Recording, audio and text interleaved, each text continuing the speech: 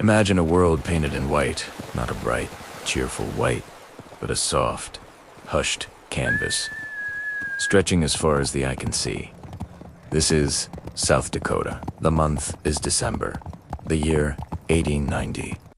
The air is sharp, so cold it feels like tiny needles against your skin with every breath. The land itself seems to be holding its breath, wrapped in a thick blanket of snow under a vast, pale sky. There's a stillness here, a profound quiet that you can almost feel, a silence that seems to absorb all sound. It's the kind of quiet that settles deep in your bones, a peaceful yet watchful calm. This is the Great Plains, a landscape of immense beauty and raw, untamed power. But in this particular December, the usual tranquility of the winter season is tinged with an undercurrent of tension, a quiet hum of uncertainty that hangs in the frozen air. It's an eerie calm, the kind that often precedes a storm. Not a storm of wind and snow, but one of human conflict, misunderstanding, and sorrow. The land, ancient and wise, seems to know what's coming. The cottonwood trees along the creek beds stand like skeletal sentinels,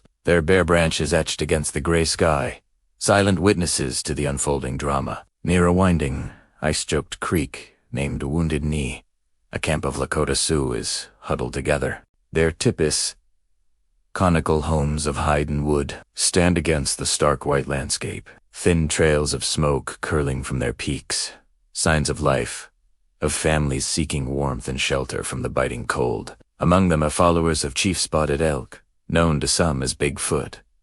They are not warriors on a warpath. They are families' men, women, children, and elders. They are weary travelers, making their way to the Pine Ridge Agency, seeking safety and refuge in a world that has been turned upside down. They had been intercepted by the U.S. Army just the day before. Now they are here, surrounded, their future uncertain. Inside the tipis, there is a mix of hope and apprehension. Children play quietly, their laughter muffled by the canvas walls. Elders share stories, their voices low and rhythmic, a familiar comfort in an unsettling time.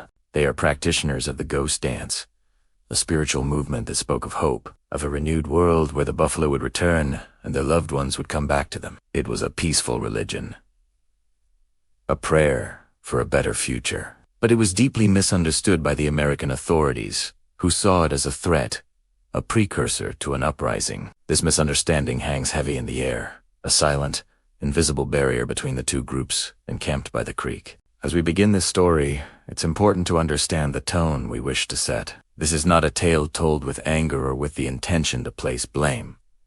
It is a story of remembrance. It is an act of bearing witness to a moment in history that must not be forgotten. We approach this subject with reverence, with a soft, reflective heart. Our goal is to understand the human experience at the heart of the tragedy, to feel the cold on their skin, to see the hope in their eyes, and to honor the memory of those whose lives were forever changed on this frozen patch of earth. Let's take a moment to truly place ourselves in this scene. Feel the crunch of the snow underfoot, the biting wind on your face. See the low, gray sky that seems to press down on the land. In the distance, the uniformed soldiers of the 7th Cavalry are positioned on the hills overlooking the camp. Their presence is a stark, imposing contrast to the organic, earthbound village of the Lakota. The metallic glint of their weapons, including the newly deployed Hotchkiss guns, stands out against the natural landscape. These rapid-fire cannons are a symbol of a new, devastating kind of warfare, and their ominous presence on the ridge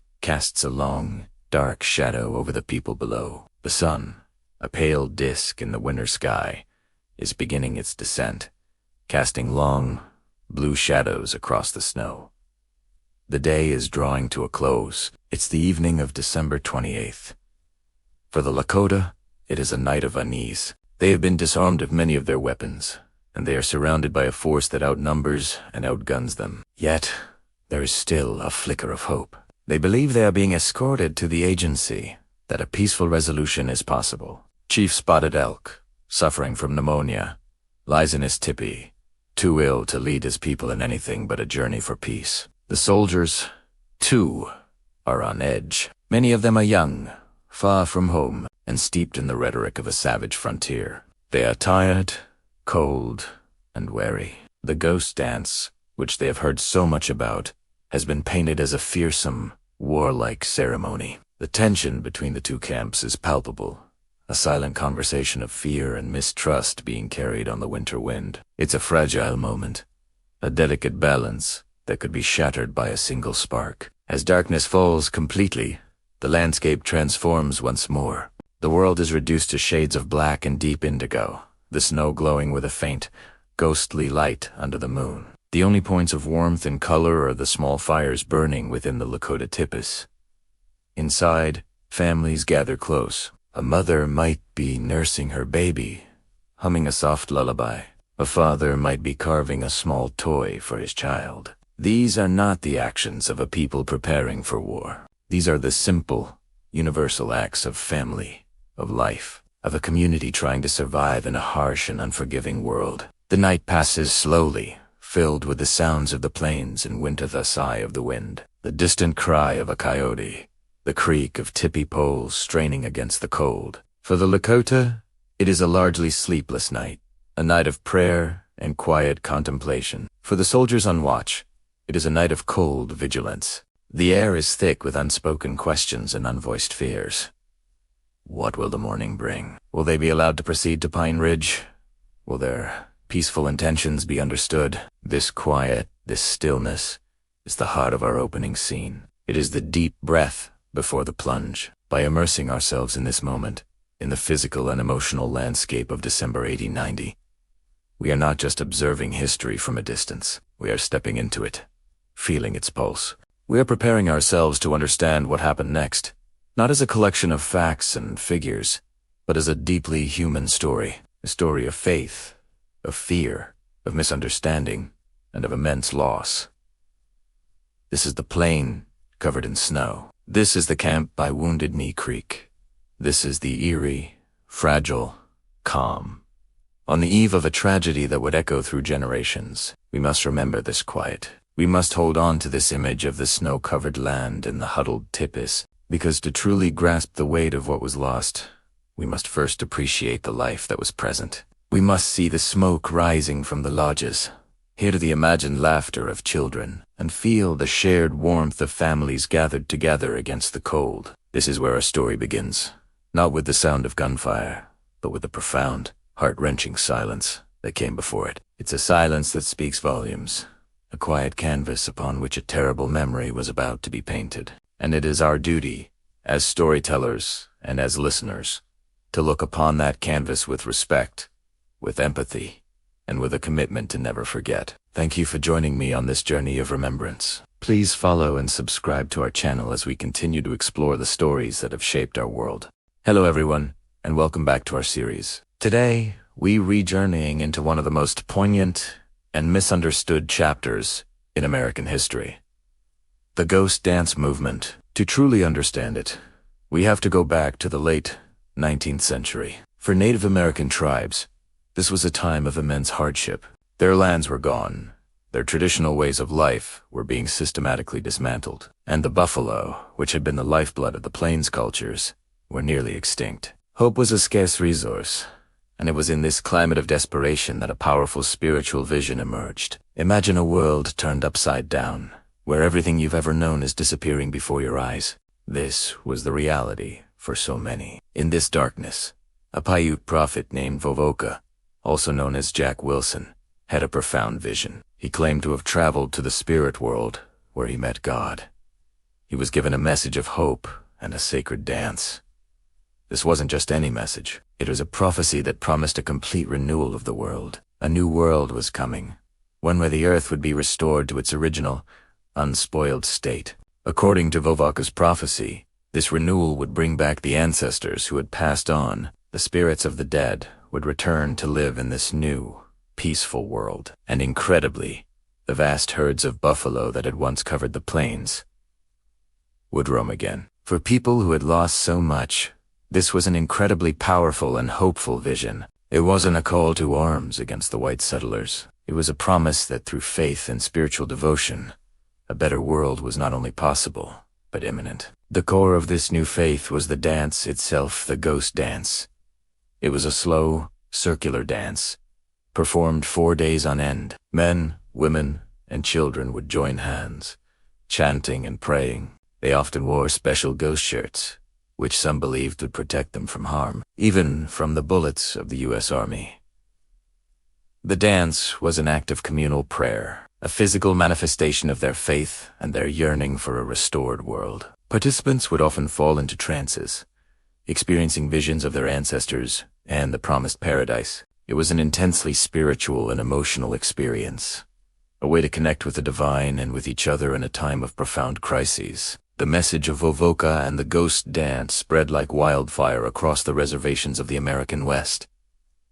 Emissaries from different tribes, including the Lakota, Cheyenne, and Arapaho, traveled to Nevada to learn from Wovoka himself. They brought his teachings back to their people, adapting the dance and the songs to their own cultural contexts. For tribes facing starvation and cultural annihilation, the ghost dance offered a lifeline. It was a source of spiritual strength, a way to reaffirm their identity, and a nonviolent path toward deliverance. It represented a collective dream of a future where they could live in peace and prosperity once more. This rapid spread, however, was viewed with deep suspicion and fear by the United States authorities. The Indian agents on the reservations, who were tasked with enforcing assimilation policies, saw these large, emotional gatherings not as religious ceremonies, but as signs of rebellion. They completely misunderstood the peaceful and spiritual nature of the movement. They heard the songs about a world without white people and interpreted them as a war cry, a plan for a massive uprising.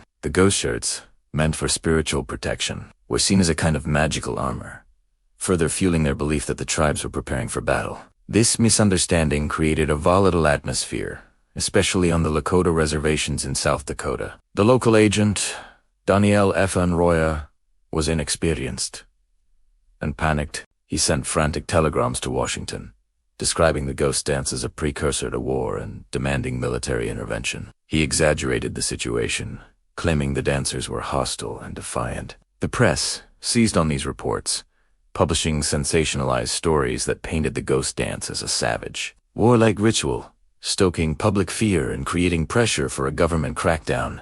The government's response was to send in the military. Thousands of troops were dispatched to the Lakota reservations with orders to suppress the ghost dance and disarm the native people. This massive military presence only escalated the tension for the Lakota, who were simply practicing their faith and praying for a better future. The arrival of soldiers was a terrifying and aggressive act. They saw it as yet another attempt to crush their spirit and their culture. The stage was being set for a tragic confrontation, born from a fundamental clash of worldviews and a catastrophic failure of understanding. One of the most influential leaders among the Lakota at this time was Sitting Bull.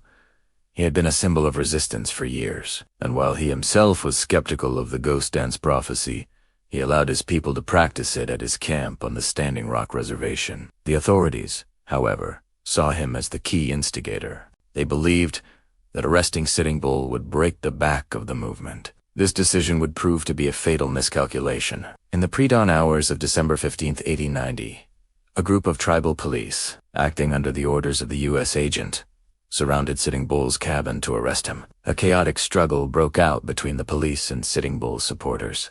In the confusion, shots were fired. Sitting Bull was killed, along with his son and several others on both sides. His death sent shockwaves through the community. He was a revered leader, and his killing was seen as an act of treachery. Fear and panic gripped the Lakota. Many of his followers, fearing for their lives, fled the reservation to seek refuge with another leader, Chief Spotted Elk, who was also known as Bigfoot. Spotted Elk and his band of Miniconjou Lakota, many of whom were ghost dancers, were now in a desperate situation. They were mostly elders, women, and children, and they were trying to reach the relative safety of the Pine Ridge Reservation. They were cold, hungry, and grieving. On December 28th, they were intercepted by the 7th Cavalry, the same regiment that had been defeated by Sitting Bull and Crazy Horse at the Battle of the Little Bighorn years earlier. The cavalry escorted Spotted Elk's band to a campsite along a creek called Wounded Knee. The soldiers surrounded the camp, positioning for Hotchkiss guns on the overlooking hill. The Lakota were trapped. What happened the next morning would become a permanent stain on the nation's conscience, a direct and brutal consequence of the fear and misunderstanding that surrounded the ghost dance. We will explore that tragic event in our next chapter. Thank you for joining me on this exploration of the ghost dance. It's a story of faith, hope, and a tragic clash of cultures. Please consider subscribing and hitting that notification bell so you won't miss the next part of our series. See you next time. Hello, and welcome back to our series. Today, we journey back in time to the heart of the North American plains to witness the final golden days of the Great Sioux Nation just before the gathering storm. This is Chapter 3, The Great Sioux Nation Before the Storm.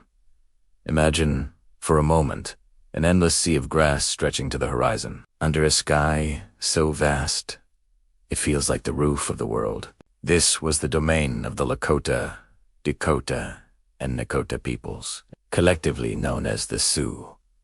Their world was one of motion, following the great buffalo herds that provided everything: food, shelter, clothing, and tools. They were a people of immense pride, masters of the horse, and warriors of legendary skill. Their society was built on courage, generosity, and a deep spiritual connection to the land they called home, a land that pulsed with the rhythm of the seasons and the thunder of buffalo hooves. Their heritage was written not in books, but in the stars, in the stories of their elders, and in the valor of their warriors. But this world, which had existed for generations, was beginning to shrink.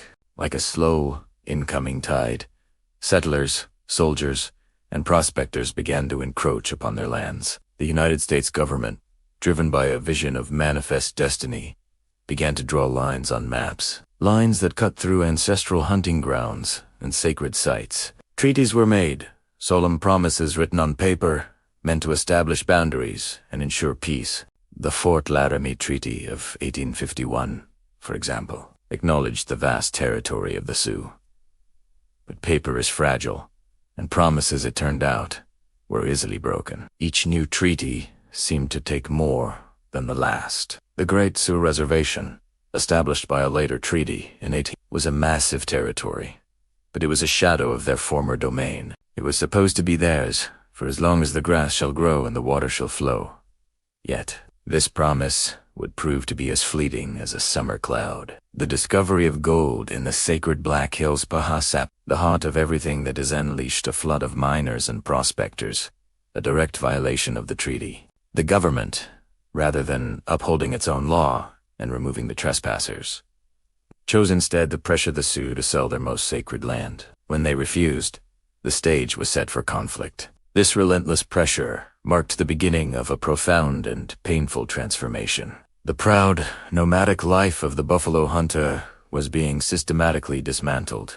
The great herds, once numbering in the tens of millions, were being slaughtered to near extinction, not just for hides, but as a deliberate strategy to subdue the plains tribes. As the buffalo disappeared, so did the foundation of Sioux life. Hunger, a feeling previously unknown during times of plenty, became a constant, gnawing presence. The horse, once a symbol of freedom and power, became less a tool for the hunt and more a memory of a life that was vanishing. Forced onto smaller and smaller parcels of land, the Sioux found themselves confined to reservations. Here, they were expected to abandon their traditions and become farmers on land often ill-suited for agriculture. The open prairie was replaced by agency buildings and government-issued rations. This wasn't just a change in location, it was an assault on their very identity. The hunter became dependent on government handouts. The spiritual leader saw his ceremonies suppressed. The warrior, once the protector of his people, found his purpose stripped away. Life became a cycle of waiting for rations, waiting for news, waiting for a future that seemed increasingly bleak. This transition was more than just a physical one. It was a slow, grinding erosion of culture, dignity, and hope.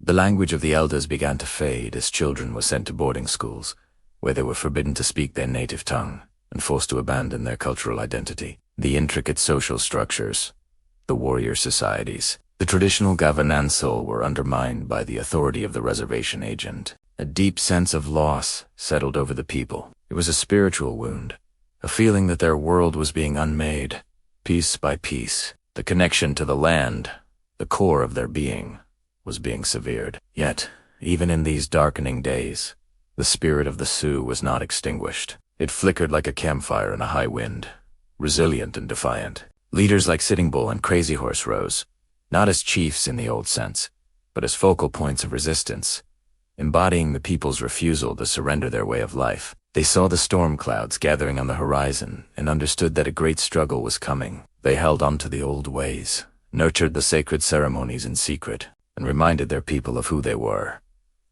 The proud inhabitants of the plains, children of the Great Spirit. Tis period. Tis come before the storm was a time of immense pressure and sorrow, but it was also a time when the resolve of the Great Sioux Nation was forged in the crucible of hardship, setting the stage for the dramatic and tragic events that were to follow. Thank you for joining me on this journey into the past. It's a story that is vital to understanding the history of this continent. If you found this chapter meaningful, please give it a like and subscribe to our channel for the next part of this incredible story. We'll see you next time. Hello everyone, and welcome back to our journey through the history of the Lakota people. Today, we step into a chapter that is heavy with sorrow, but crucial to understand. Chapter 4, Broken Promises and Reservation Life. We're heading into the late 1880s, a period that would forever alter the Lakota way of life. The open plains, once a symbol of freedom and sustenance, had been replaced by the invisible walls of reservations. The buffalo, the lifeblood of the people, were nearly gone. The promises made in treaties, signed with hope and solemnity, were beginning to feel like whispers lost in the wind. What did it truly mean to live on a reservation during this time? It wasn't just a change of address. It was the unraveling of a world. The government had promised to provide for the people they had confined, to supply food, tools, and support as they were forced to transition to a foreign way of living. But these promises, like so many before them, were often broken. Imagine the biting cold of a Dakota winter, the wind howling across the plains. But this time you can't follow the herds or move to a more sheltered camp. You are stuck. You're waiting for government rations that are late, if they arrive at all. When the wagons finally do roll in, the food is often spoiled, the flour infested with weevils, the beef tough and stringy from old, sick cattle. The promised supplies, tools, clothing are frequently of poor quality or insufficient for the number of people who desperately need them. These weren't just administrative failures, they were matters of life and death. Hunger became a constant companion. The gnawing emptiness in the bellies of children was a daily reality. The elders, who held the wisdom and stories of the people, grew thin and frail. The once strong warriors, who had provided for their families with skill and courage, were now forced into a position of dependency, waiting for a handout that was both inadequate and humiliating. This wasn't just a physical hardship. It was a deep spiritual wound. It was a systematic dismantling of pride and self-sufficiency. The government's failure to meet its obligations created a landscape of desperation and despair, setting the stage for even more profound and devastating changes to come. Adding to this immense hardship was a new and crushing piece of legislation, the Dawes Act of 1887. On the surface, the act was presented as a way to help Native Americans by turning them into farmers in the image of white settlers. The idea was to break up the communally owned reservation lands into individual plots. Each family head would receive 160 acres, and after a 25-year trust period, they would gain ownership and U.S. citizenship. But the true impact of this policy was catastrophic. For the Lakota, the very concept of owning land individually was completely alien. The land was not a commodity to be divided and sold. It was a sacred, living entity, the mother of all things, meant to be shared by all. The Dawes Act attacked the very heart of their cultural and spiritual beliefs. It was designed to destroy the tribal structure, to sever the bonds of kinship and community that held the people together. The act also had a devastatingly practical consequence. The land that was left over after these individual allotments were made was declared surplus and opened up for sale to white settlers. In the end, this policy resulted in the loss of millions of acres of tribal land, further shrinking the world of the Lakota and other native nations. It was a land grab disguised as a benevolent policy, a final, brutal stroke in the campaign to erase a way of life. So, let's try to feel just for a moment, what daily life was like. Wake up in a small cabin, not a tippy that could be moved with the seasons. The connection to the open sky and the movement of the stars feels distant. The old ways, the ceremonies. The dances many are now discouraged or even outlawed by government agents who see them as uncivilized. The children are being taken away to boarding schools far from home. Their hair is cut, their language is forbidden, and they are taught to be ashamed of who they are. Imagine the silence of a mother whose children have been taken, the frustration of a father who cannot provide, the confusion of an elder whose wisdom is now dismissed. Life became a constant negotiation with hunger, with illness, and with a profound sense of loss. The vibrant social fabric, woven with ceremony, kinship, and shared purpose, was being systematically torn apart. Yet, even in this darkness, the spirit of the Lakota people was not extinguished. In the quiet moments, in whispered stories, in the defiance of a secret prayer, the identity of the people endured. They remembered who they were, even as the world around them tried to make them forget. This period of reservation life was an era of immense suffering, a time when the promises were broken and the future seemed bleak. But it was also a testament to the incredible resilience and strength of the Lakota people, who held on to their culture and their spirit against all odds. This chapter of history is a difficult one to confront, but it's essential. It reminds us of the human cost of broken promises and misguided policies. It challenges us to look beyond the black and white text of treaties and laws and to understand the lived, emotional reality of the people affected.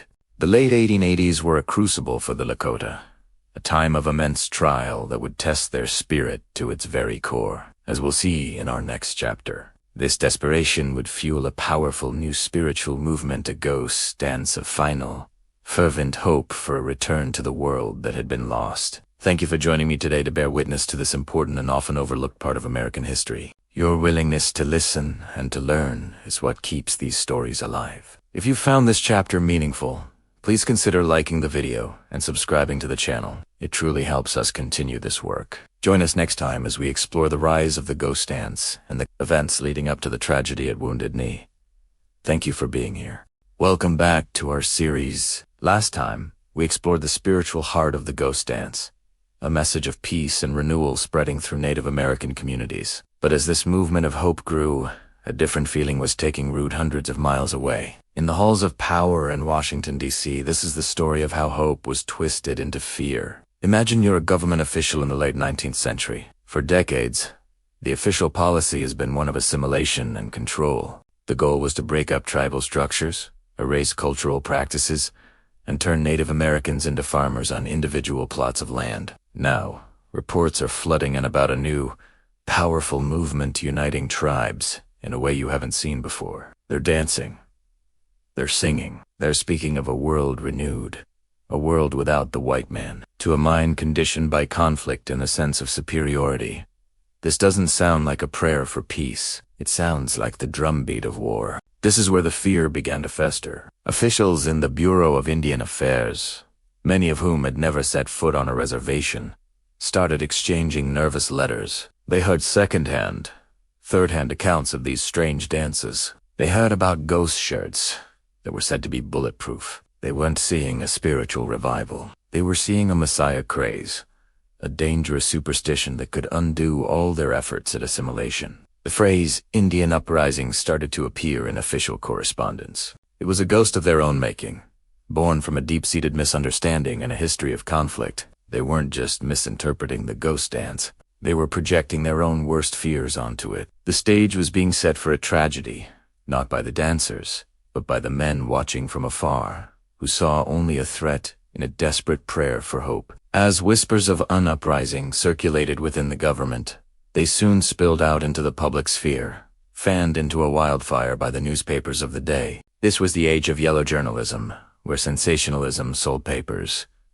The ghost dance was a perfect story. Editors, with little regard for the truth, splashed dramatic headlines across their front pages.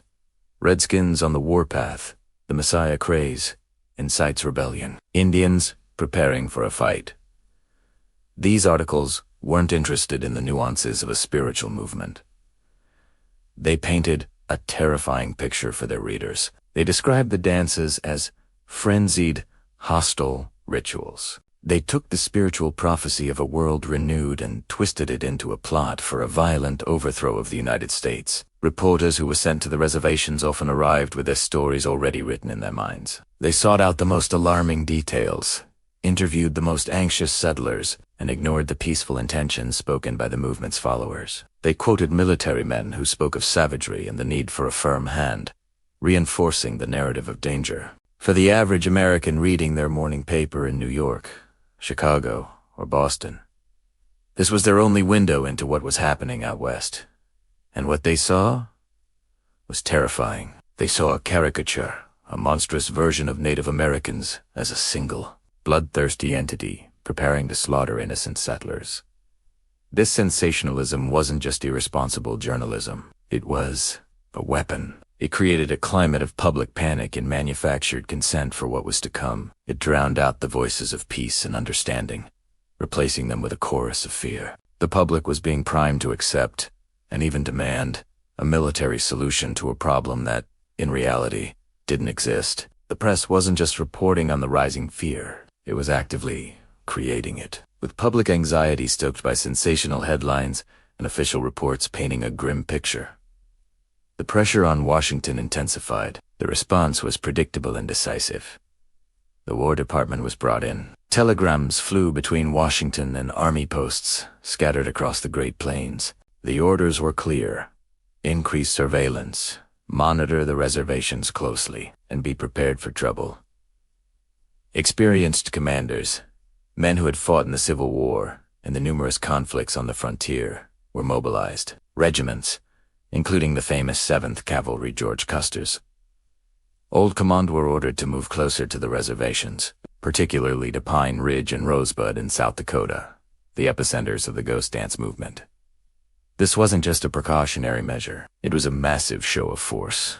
The military's arrival was meant to intimidate, to show the Lakota and other tribes that the U.S. government would not tolerate what it perceived as defiance. The soldiers themselves, many of them young and new to the West, were fed the same narrative of a looming war. They marched into the cold Dakota winter believing they were heading into a hostile situation, facing a dangerous and unpredictable enemy. The very presence of thousands of armed troops surrounding the reservations changed the atmosphere completely. It turned communities of worship into armed camps. The sound of cavalry boots and the glint of bayonets replaced the rhythm of the dance.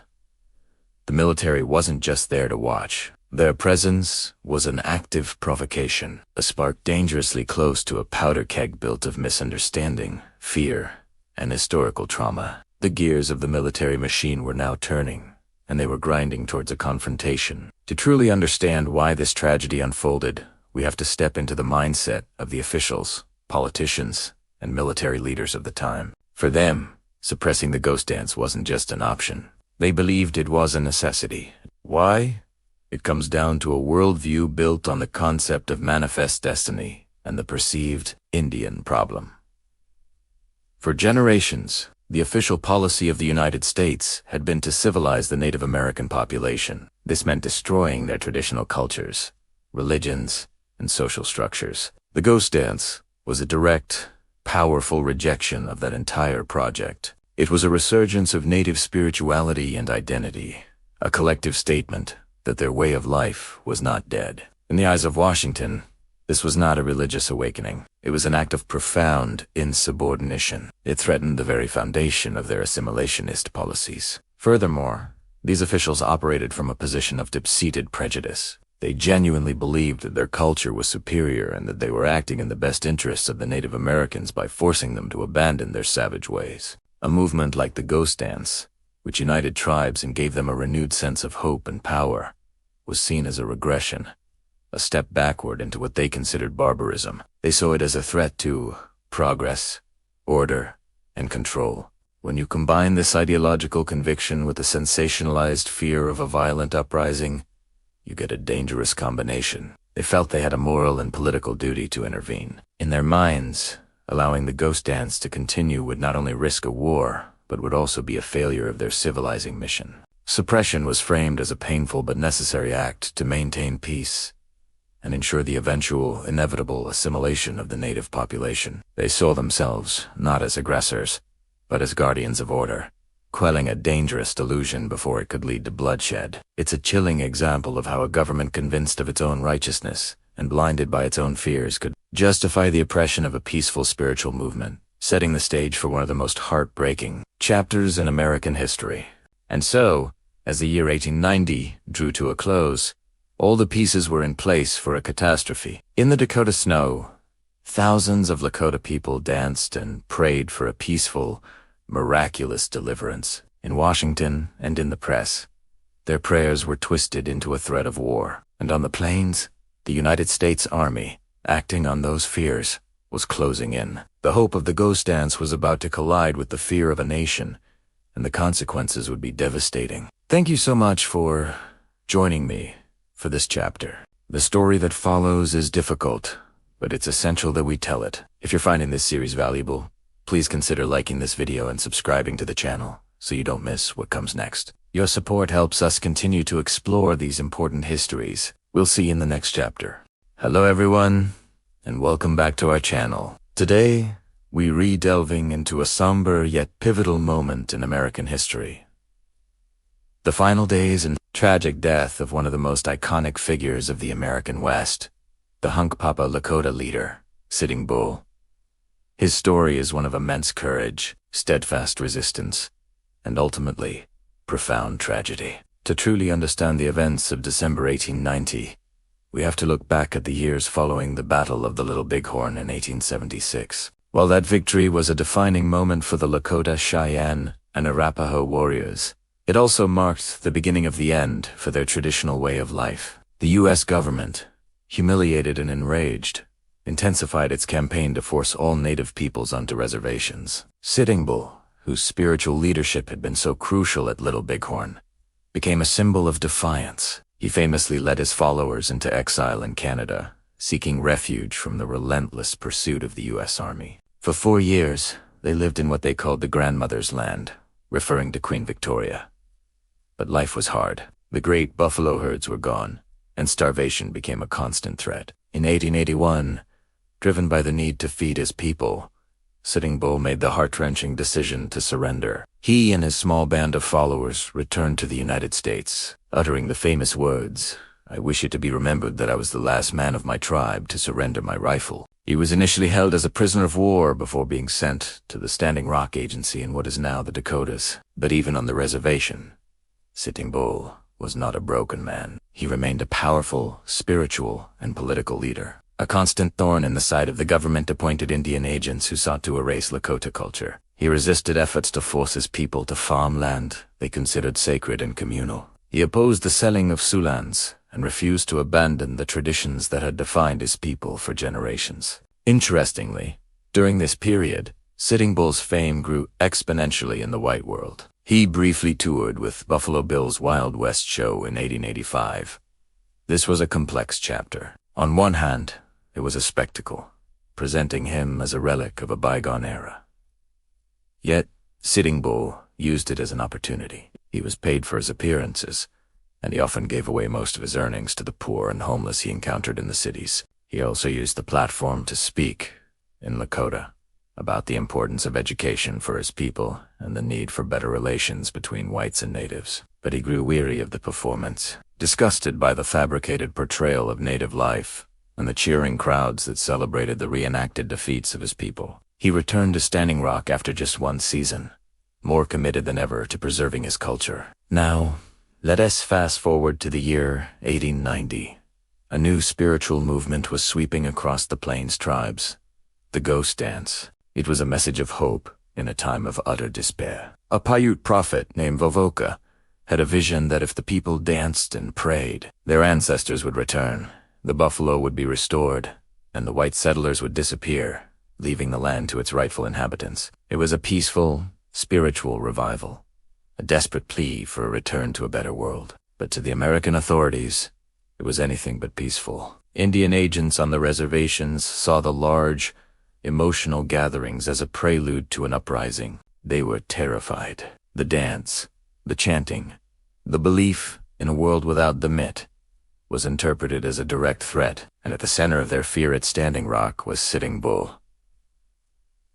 While Sitting Bull was not one of the primary leaders of the ghost dance, he allowed it to be practiced at his camp. He was skeptical at first, but he saw the hope it gave his desperate people and refused to forbid it. For A.G. James McLaughlin at Standing Rock, this was the last straw. McLaughlin had long seen Sitting Bull as the primary obstacle to his assimilation policies. He saw him as a fomenter of dissent. Ghost dance provided the perfect pretext to remove him once and for all. McLaughlin and other government officials began to circulate panicked reports, painting Sitting Bull as the chief instigator of a potential war.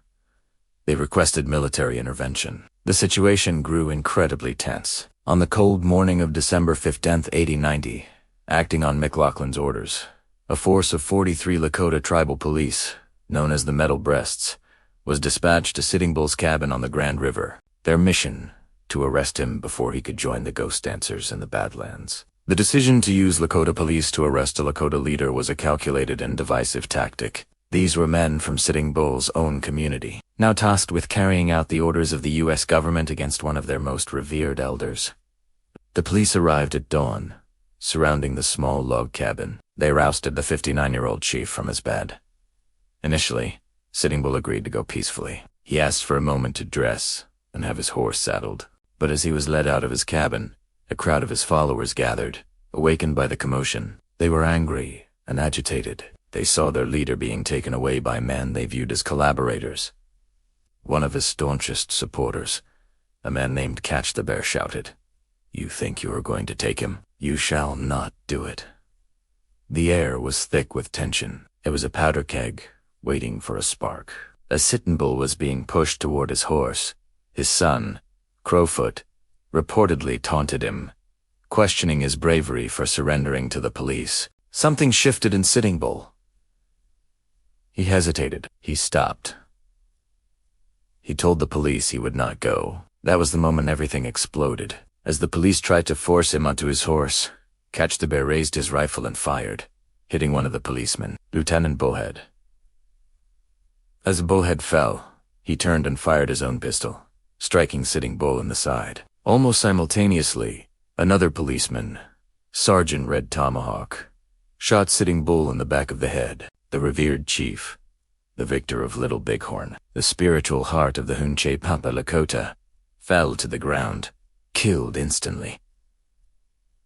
What followed was a brutal, chaotic firefight. In the ensuing melee, several of Sitting Bull's followers and a number of the tribal police were killed. It was a scene of Lakota fighting Lakota, a tragic fulfillment of the government's divisive strategy. The death of Sitting Bull was not a battle against the U.S. Army. It was a violent clash, instigated by fear and carried out by members of his own nation. News of his death sent a wave of panic and grief across the Sioux reservations. Many of his followers, now terrified of reprisals, fled their homes. A group led by Chief Spotted Elk, later known as Bigfoot, began a desperate journey south to seek refuge at the Pine Ridge Agency. They were cold, hungry, and grieving. Their flight would lead them directly to the next, and perhaps most infamous, chapter in this tragedy. Just 2 weeks later, on December 29th, 1890, this same group of people, followers of Sitting Bull and practitioners of the ghost dance, were intercepted by the 7th Cavalry Custer's Old Regiment. They were surrounded and forced to camp at a place called Wounded Knee Creek. The next morning, as the soldiers moved to disarm them, a shot was fired. The soldiers opened fire with rifles and Hotchkiss guns, indiscriminately slaughtering an estimated 300 Lakota men, women, and children. The death of Sitting Bull and the massacre at Wounded Knee are inextricably linked. His killing shattered the last vestiges of organized resistance and hope, setting the stage for the final, bloody act that would effectively end the Indian Wars on the Great Plains. His legacy is complex: a warrior, a spiritual leader, a showman, a diplomat, and above all, an unwavering advocate for his people's freedom and way of life. He died not on a battlefield of his choosing, but in a chaotic, tragic confrontation that symbolized the deep and painful divisions sown among his own people. His death marked the end of an era, a final, heartbreaking chapter in the long struggle for the American West. Thank you so much for joining us for this important story. It is crucial that we remember these events and the people involved with the respect and understanding they deserve. If you found this video meaningful, please give it a like and consider subscribing to our channel for more deep dives into history. We'll see you in the next one. Welcome back to our series. In the wake of Sitting Bull's tragic death, a wave of terror swept through the Lakota camps on the Standing Rock Reservation. The crackle of gunfire that had silenced their beloved leader echoed not just as a sound, but as a prophecy of what was to come. For his followers, the world had turned upside down. The spiritual leader, the man who had been the heart of their resistance and the soul of their people, was gone.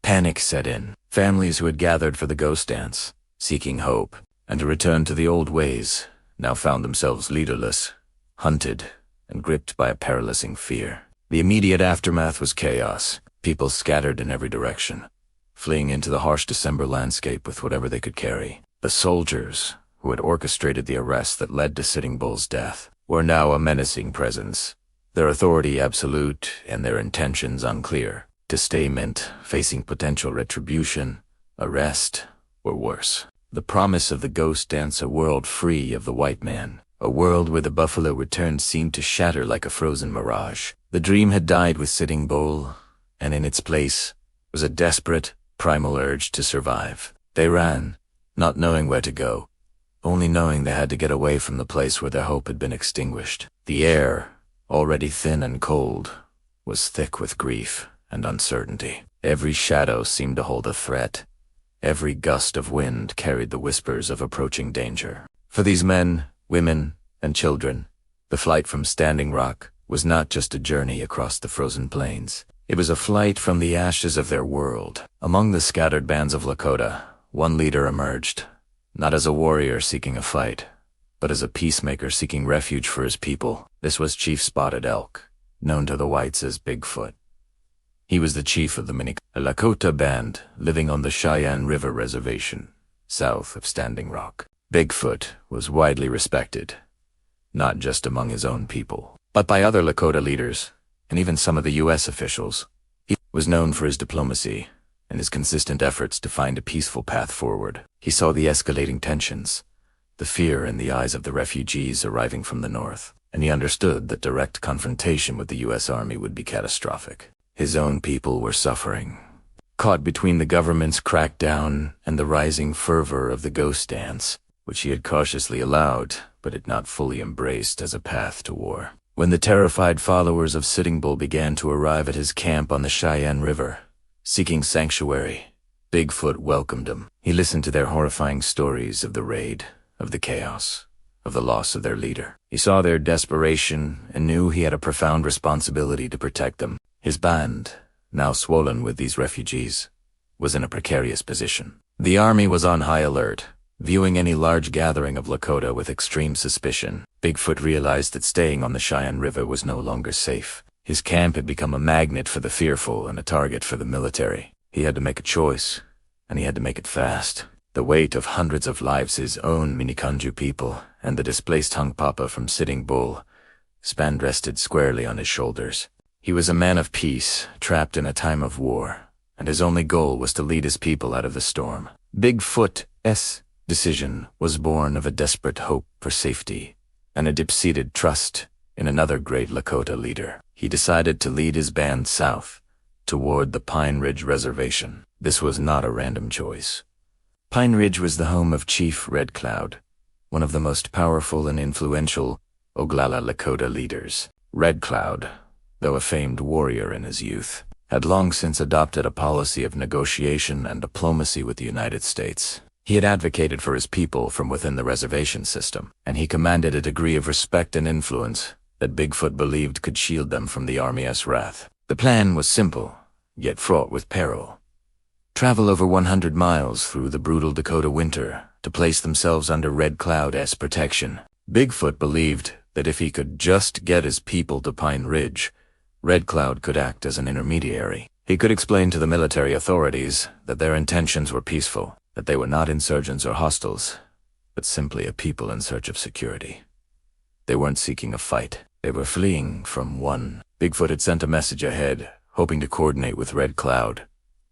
He was surrendering to the tide of history, not to fight it, but to find a safe harbor within it. The journey was a calculated risk, an act of faith and another chief's ability to navigate the treacherous political waters they found themselves in. For Bigfoot and his followers, Pine Ridge was not just a destination on a map. It was a beacon of hope, perhaps the last one they had. It represented the possibility of de-escalation, of dialogue over violence, and of finding a safe place to grieve and survive the winter. They were not running to fight. They were running to talk. The journey began under the worst possible conditions. It was late December in the Badlands of South Dakota, a landscape that is unforgiving even in the best of times. A biting, relentless wind swept across the plains, driving snow into impenetrable drifts and dropping temperatures far below freezing. The band of roughly 350 people, more than two-thirds of them women and children, set out on their desperate pilgrimage. They were poorly equipped for such a trek.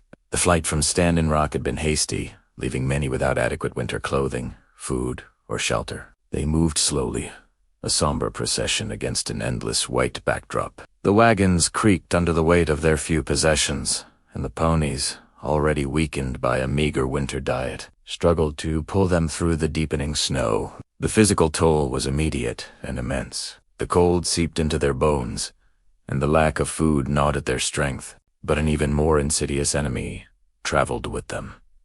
Sickness. Pneumonia and influenza were spreading through the camp, fueled by malnutrition, exhaustion, and the frigid air. The children and the elderly were the most vulnerable. Their coughs echoed through the silent, frozen landscape, a constant, painful reminder of their fragility. Chief Bigfoot himself was gravely ill, suffering from a severe case of pneumonia. He was too weak to ride his horse. He lay in the back of a wagon, coughing up blood, yet still trying to direct his people. His mind focused on the singular goal of reaching Pine Ridge. His own suffering was a mirror of his people's. Every painful mile they crossed, every shiver that ran through a child's body, every mournful cry of the sick was a testament to their desperation. This was not a strategic retreat of warriors. It was the agonizing flight of a community on the brink of collapse, pushing forward with what little strength they had left, driven by the simple, powerful human instinct to find safety. The white flag they flew from the lead wagon was not just a symbol for the army. It was a prayer to the heavens, a plea for mercy in a merciless land. Their slow, painful progress across the snow-covered plains was a race against time, a race against the elements, and, though they didn't yet know it, a race against a fate that was moving to intercept them. Thank you for joining us for this chapter. The story of Bigfoot's band is a crucial and heart-wrenching part of this history. If you're finding this series valuable, please consider liking this video and subscribing to our channel. Your support helps us continue to share these important stories. We'll see you next time. Hello and welcome back to our deep dive into the events leading up to Wounded Knee. In this chapter, we turn our attention to the U.S. Army and a regiment whose name is already etched into the annals of the American West, the 7th Cavalry. After Bigfoot and his band of Miniconjou Lakota began their journey from the Cheyenne River Reservation towards Pine Ridge, the military apparatus, already on high alert across the plains, sprang into action. The task of intercepting them fell to the United States 7th Cavalry Regiment. If that name sends a shiver down your spine, it should. This was, of course, George Armstrong Custer's old regiment, the very same unit that had suffered a stunning and catastrophic defeat just 14 years earlier at the Battle of the Little Bighorn. The memory of that day was a deep wound in the psyche of the U.S. Army, and particularly for the men who wore the 7th's insignia. Now, in the frigid winter of 1890, the reconstituted 7th Cavalry was under the command of Colonel James W. Forsyth. Forsyth was a career officer, a veteran of the Civil War, and he was determined that his command would not repeat the mistakes of the past. He was seen as a capable, beatable commander. His orders were clear: locate Bigfoot's band, disarm them, and escort them to the agency. It was a mission that, on paper, seemed straightforward enough, a routine operation in the final days of the so-called Indian Wars. The 7th Cavalry was a formidable force. Following the disaster at Little Bighorn, the regiment had been rebuilt and re-equipped. It was now a professional, disciplined unit, armed with the latest weaponry, including the fast-firing Hotchkiss Gunza Small, mobile artillery pieces that could unleash a devastating volley of shells. These were not the single-shot carbines of Custer's era. This was a modern military machine designed for overwhelming firepower. On December 28, 1890, the scouts of the 7th Cavalry located Bigfoot's band. The Lakota were not trying to hide. They were moving slowly, hampered by the cold and the illness of their leader. Bigfoot himself was suffering from severe pneumonia, so sick that he had to be carried in a wagon. He had raised a white flag over his wagon, a clear and universally understood symbol of non-aggression and a desire to parley. The encounter happened near a place called Porcupine Butte. Major Samuel Witz, commanding a battalion of the 7th, was the first to make contact. Seeing the white flag and the condition of the people, especially Bigfoot, the initial meeting was tense but not immediately violent. Whitside demanded their unconditional surrender. Bigfoot, too ill to argue and likely seeing no other option, agreed. He explained they were simply seeking refuge at Pine Ridge, not looking for a fight. With the surrender secured, Colonel Forsyth arrived with the rest of the regiment, bringing the total number of soldiers to around 500. They surrounded the much smaller band of Lakota, which consisted of roughly 350 people, the majority of whom were women and children. The soldiers escorted the Sioux a few miles further to their designated campsite, a flat piece of ground alongside a drier ravine known as Wounded Knee Massacre. The symbolism of this moment is chilling and impossible to ignore. The 7th Cavalry, the regiment of the vanquished Custer, now held the fate of this small band of Sioux in their hands. For some of the soldiers, this was more than just a mission. It was a chance at redemption, a chance to settle a score that had festered for over a decade. The name Little Bighorn was an unspoken presence, a ghost haunting the freezing air. The press back east had been fanning the flames, portraying the ghost dance as a prelude to a massive uprising, and the 7th Cavalry was cast as the heroic force sent to prevent it. As evening fell on December 28th, the soldiers set up their camp on the high ground overlooking the Lakota encampment. They strategically positioned their Hotchkiss guns on a small rise, their barrels aimed directly down into the Sioux camp. It was a dominant, intimidating posture that left no doubt as to who was in control. The soldiers were issued extra ammunition and rations. A sense of finality was in the air. Down below, the Lakota set up their teepees on the frozen earth. They were exhausted, cold, and uncertain about their future, but they were not panicked. They had surrendered peacefully. Their leader had communicated their peaceful intentions. They were being provided with rations by the army. To them, it likely seemed that the worst was over. They were now under the protection of the U.S. Army and would be escorted to Pine Ridge in the morning. They built their fires, huddled together for warmth, and tried to rest. The children played, their laughter perhaps a stark contrast to the grim preparations of the soldiers on the hill above. This quiet, cold night was a deceptive calm before an unimaginable storm. The stage was set.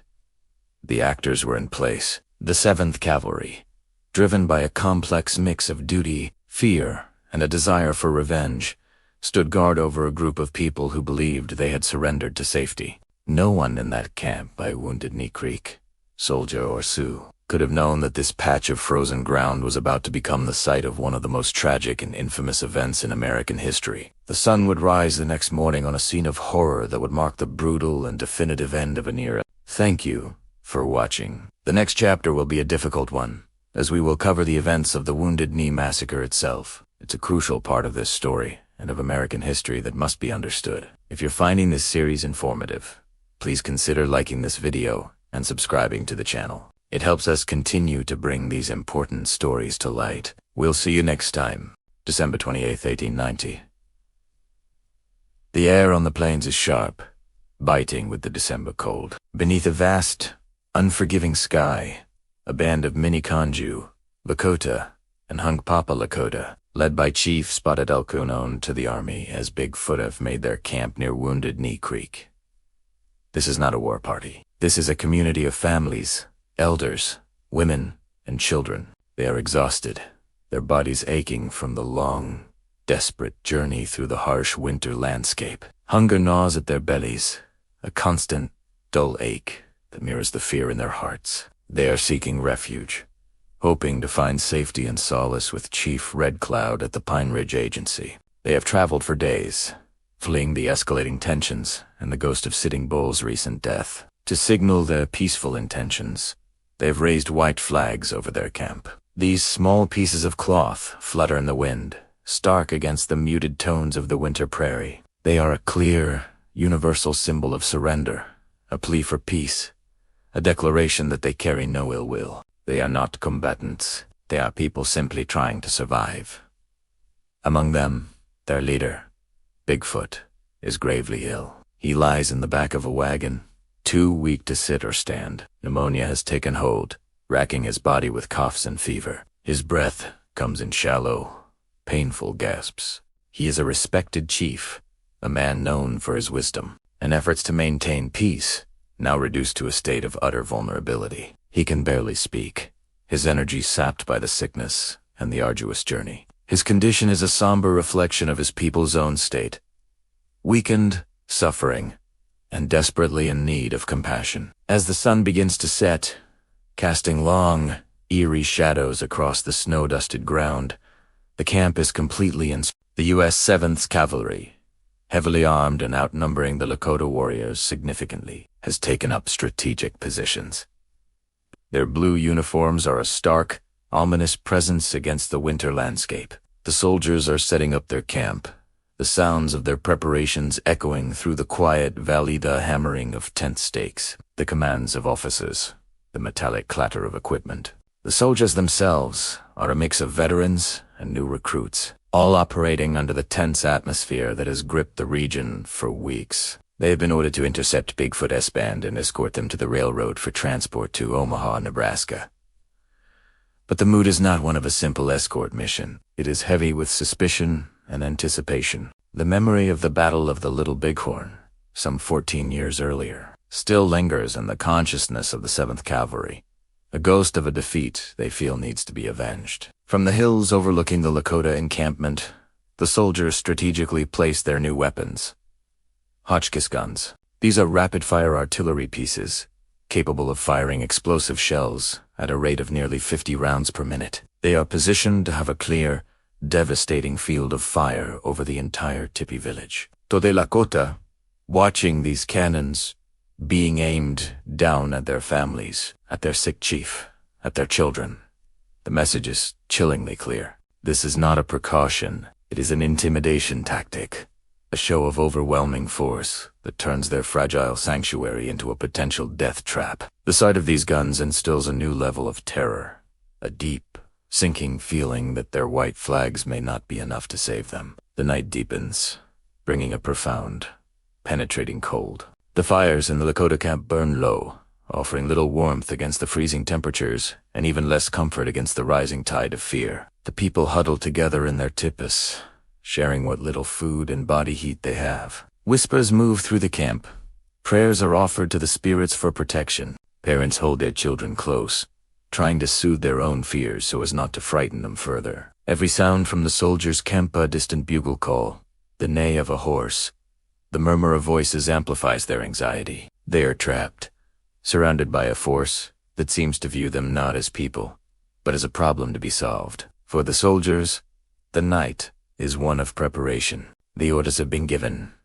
In the morning, they will disarm the Lakota. Every man, every warrior, will be required to give up their weapons. The officers plan the operation, discussing tactics and contingencies. They see this as a necessary step to neutralize a potential threat, to enforce the government's will, and to bring the era of the ghost dance, which they misunderstood as a war movement, to a definitive end. They are organized, determined, and backed by the full power of the U.S. Army.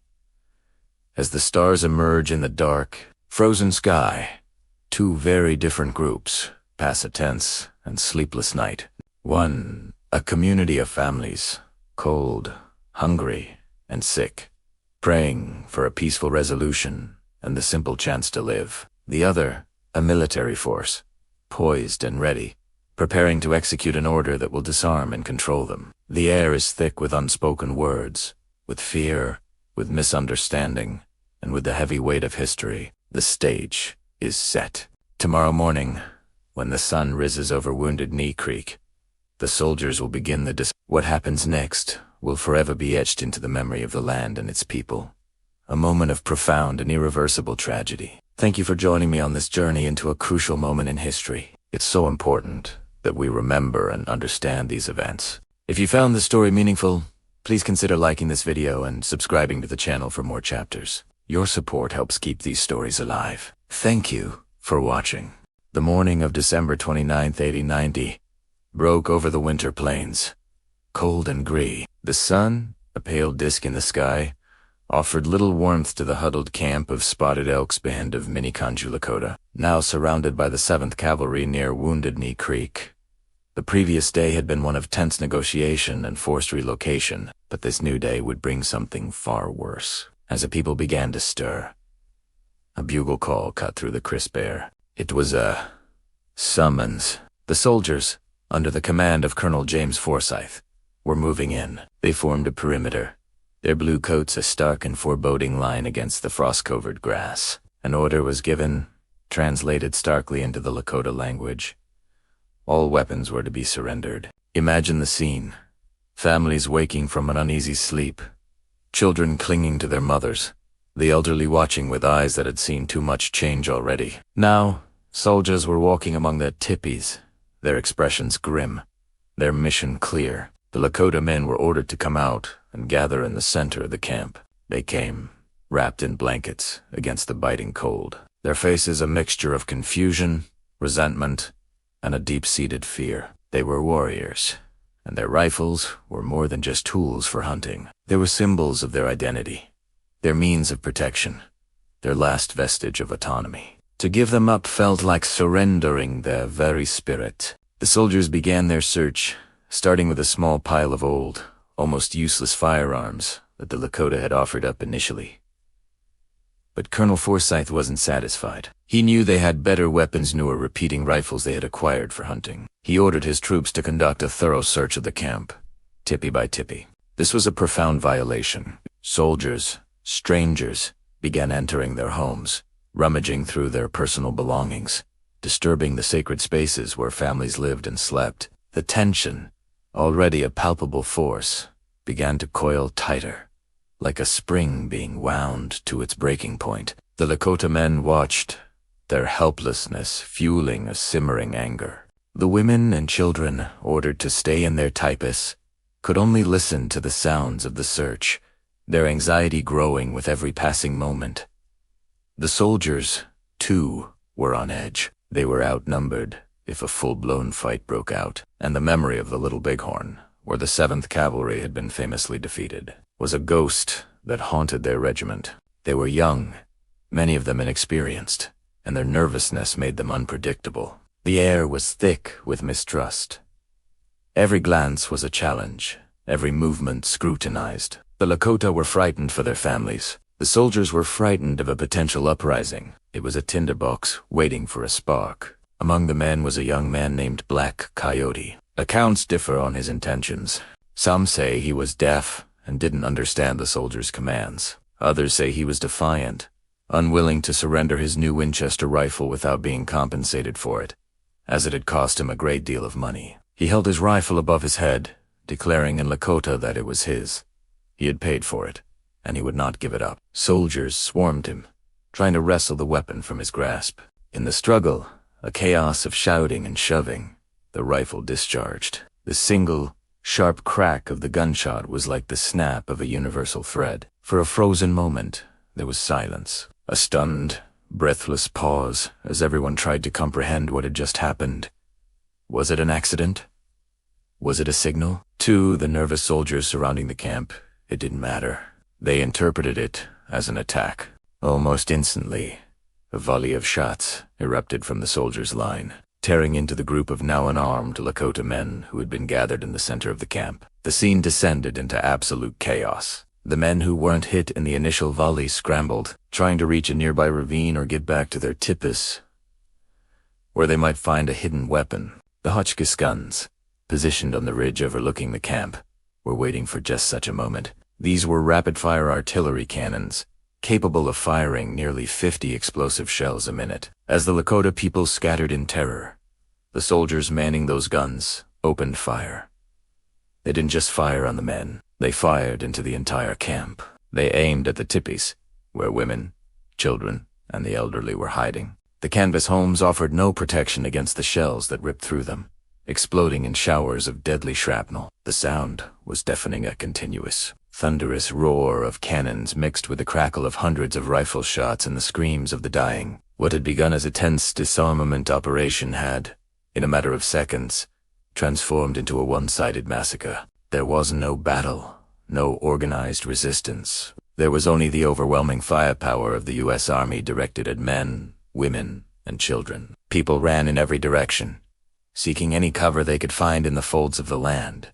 But the soldiers pursued them. They hunted them down in the ravine, chased them across the open prairie. The killing was indiscriminate and relentless, the cold morning air filled with the smell of gunpowder and the cries of pain and terror. The snow, which had begun to fall lightly, started to turn red. The peaceful encampment by Wounded Knee Creek was becoming a field of death. The soldiers, caught in a frenzy of fear and aggression, showed little mercy. Eyewitness accounts from Lakota survivors later described scenes of unimaginable horror. Mothers shot down while trying to shield their babies, children running for their lives only to be cut down by gunfire, the elderly killed where they stood. The ravine, which should have been a place of refuge, became a mass grave. As the shooting finally subsided, an eerie silence fell over the valley, broken only by the moans of the wounded and the weeping of the few who had survived unscathed. The soldiers, their adrenaline fading, looked upon the devastation they had wrought. The ground was littered with the bodies of nearly 300 Lakota people. A blizzard was already moving in, a curtain of white descending to cover the carnage. The morning that had begun with a bugle call ended in a brutal and tragic silence, leaving a scar on the land and on the soul of a nation that endures to this day. This was the end of the ghost dance, the end of the Indian Wars, and the beginning of a long, painful memory. Thank you for joining me on this somber journey through history. If this story moved you, please consider liking this video and subscribing to the channel for more chapters from our shared past.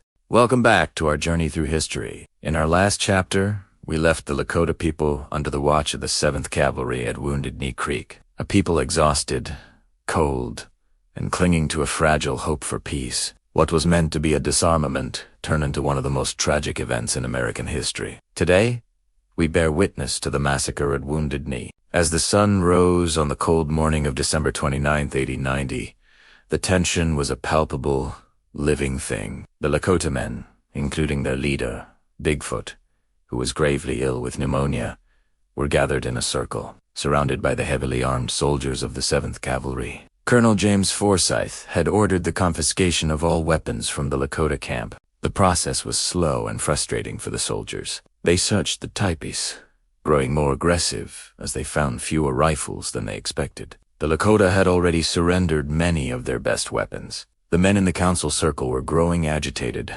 feeling the disrespect and the rising hostility. A medicine man named Yellowbird began to chant, performing the ghost dance. He told the warriors that their sacred shirts would protect them from the soldiers' bullets. His words, meant to give courage, instead added fuel to a smoldering fire. It was in this atmosphere of fear and misunderstanding that the breaking point was reached. A young Lakota man, reportedly deaf, and having not understood the order to surrender his weapon, resisted. As soldiers tried to wrestle the rifle from him, it discharged into the air. That single, accidental shot was the spark that ignited the inferno. Instantly, without a clear command, the soldiers ringing the council circle opened fire. The Lakota men, most of whom were unarmed, were caught in a deadly crossfire at point-blank range. It was a maelstrom of chaos and terror. Those who were uncut down in the first volley desperately scrambled for any weapon they could find, or simply tried to escape the hailstorm of bullets. But the horror was just beginning. Overlooking the camp on a nearby hill were 4 Hotchkiss guns. These were rapid-fire artillery pieces, capable of firing nearly 50 explosive shells a minute. As the initial gunfire erupted, the soldiers manning these cannons began to rain down destruction upon the entire encampment. They didn't just target the warriors, they fired indiscriminately into the teepees, into the ravines, into the fleeing crowds. The sound was deafening, relentless cacophony of rifle shots, the rhythmic thunder of the Hotchkiss guns, and the heart-wrenching screams of men, women, and children. The peaceful valley of Wounded Knee Creek was transformed into a killing field in a matter of moments. Women and children, who had been watching from the main camp, ran for their lives as the shells tore through their homes and the soldiers descended. They fled across the frozen ground, their cries echoing in the frigid air, but there was no escape. Soldiers on horseback pursued them, shooting them down as they ran, some 4 miles across the snow-covered prairie. The sacred ghost dance shirts, which they believed would protect them, offered no defense against the lead and steel. Eyewitness accounts from Lakota survivors, and even some horrified soldiers, paint a picture of unimaginable brutality. They spoke of mothers trying to shield their babies, of children crying for their parents, of old men and women cut down without mercy. One survivor, Black Elk, who was a young man at the time, later recalled the scene. "I did not know then how much was ended. When I look back now, from this high hill of my old age, I can still see the butchered women and children lying, heaped and scattered all along the crooked gulch as plain as when I saw them with eyes still young. And I can see that something else died there in the bloody mud, and was buried in the blizzard. A people's dream died there. It was a beautiful dream. The massacre, the intense part of it, lasted less than an hour. But the killing continued as soldiers hunted down those who had managed to flee. When the gunfire finally ceased, the valley fell into a chilling silence, broken only by the cries of the wounded and the moans of the dying. The snow, once pristine white, was now stained crimson. Estimates vary, but it's believed that at least 250, and perhaps more than 300, Lakota men, women, and children were killed that day. In contrast, the 7th Cavalry suffered 25 fatalities, many of whom were victims of friendly fire in the chaotic, close-quarters environment they had created. The bodies of the Lakota were left where they fell for 3 days, frozen into grotesque postures by a blizzard that swept in after the massacre. A civilian burial party was later hired to inter the dead. They dug a single mass grave on the hill where the Hotchkiss guns had been positioned, and the frozen bodies of Bigfoot and his people were thrown into it, unceremoniously, without prayer or ritual. The massacre at Wounded Knee was not a battle. It was a one-sided slaughter of a people who were already defeated, starving, and seeking only a place to live in peace. It marked the definitive and tragic end of the ghost dance movement and the last major armed conflict of the American Indian Wars. It was the final, brutal punctuation mark on centuries of conflict, broken treaties, and forced assimilation. The dream of a free life on the plains was buried forever in that frozen, bloody earth. This event has left a deep and lasting scar on the soul of the Lakota Nation and stands as a somber reminder of a dark chapter in America's past. The name Wounded Knee resonates to this day, a symbol of injustice and the devastating human cost of manifest destiny. It is a story that must be remembered, not to assign blame, but to understand the profound loss and to honor the memory of those who perished. We must carry these stories forward to ensure that the lessons of the past are never forgotten. Thank you for joining us for this difficult but important chapter. If you found this video meaningful, please like, share, and subscribe to our channel for more deep dives into the moments that have shaped our world. Your support helps us continue to tell these vital stories. We'll see you next time. The world had fallen silent, save for the mournful howl of the wind sweeping across the plains. A heavy, white blanket of snow had tried to cover the scars of the battle, but it was too late. The pristine canvas was now stained, soaked through with crimson, a terrible masterpiece of conflicts. Final.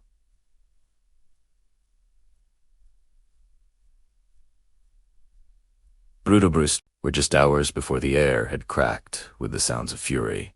Now there was only an aching, profound emptiness. The silence was heavier than any sound, a weight that pressed down on the very soul.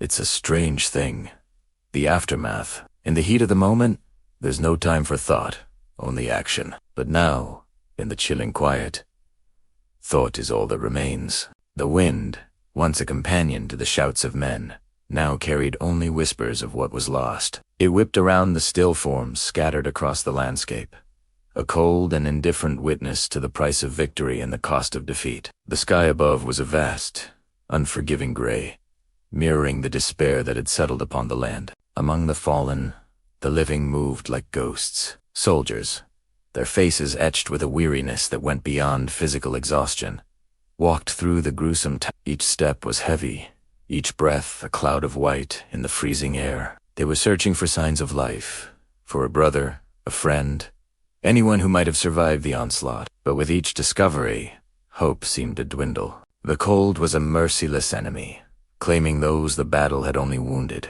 It crept into their bones, stealing the last vestiges of warmth, turning survivors into statues of ice. You could see it in their eyes, a hollowed-out look that would never truly leave them. They moved with a grim purpose, their movements slow and deliberate, as if weighed down by the sheer gravity of what they were witnessing. They would gently turn a fallen comrade, check for a pulse that wasn't there, and then cover their face with a quiet reverence. There were no grand pronouncements, no cries of vengeance.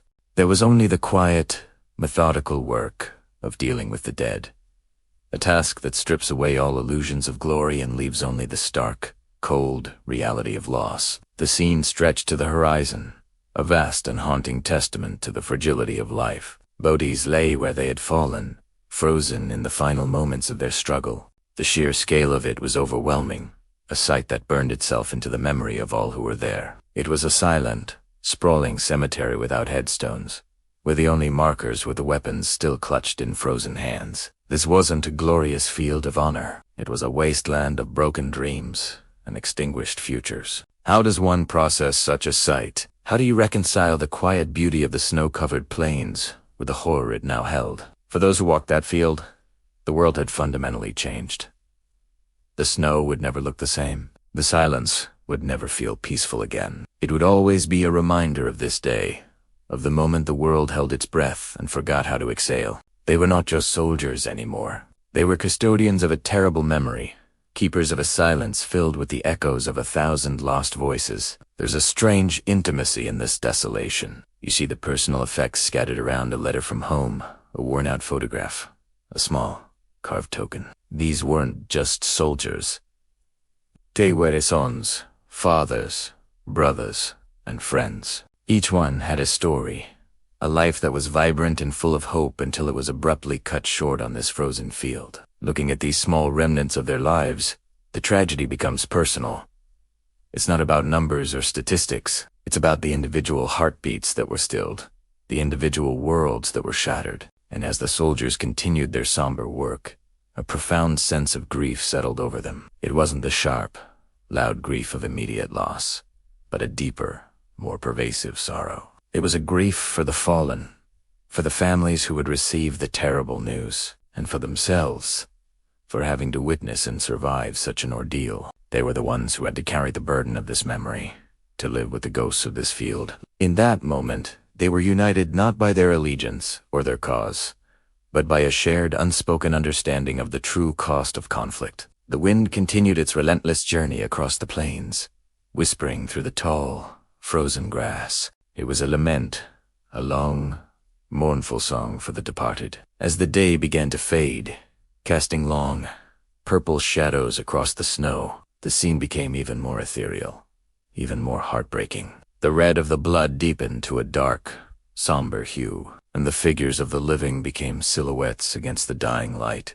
It was a picture of profound sadness, a final, quiet chapter in a story of violence and horror. For anyone who has ever seen the aftermath of such a struggle, it is a lesson that is never forgotten. It teaches you that there is no romance in war, no poetry in destruction. There is only the cold, hard truth of loss and the enduring silence that follows. The plains would eventually be covered by fresh snow, the signs of the battle would fade, but for those who were there, the memory of the red snow and the howling wind would remain. Forever a haunting reminder of the day the world stood still in horror. Thank you so much for joining me on this reflective journey. If this story resonated with you, please consider liking the video and subscribing to the channel. Your support allows me to continue exploring these important narratives. Stay safe and take care.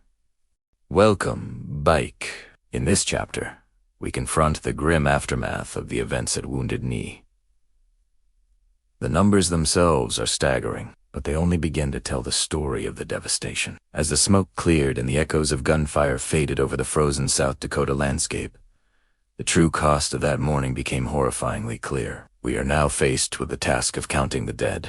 On the Lakota side, the casualties were catastrophic. Nearly 300 people, men, women, and children lost their lives. These weren't combatants in the traditional sense. They were families, elders, and infants, caught in a whirlwind of violence they could neither control nor escape. The snow-covered ground became a final resting place for so many, their bodies frozen in the positions they fell. Among the U.S. 7th Cavalry, there were also losses.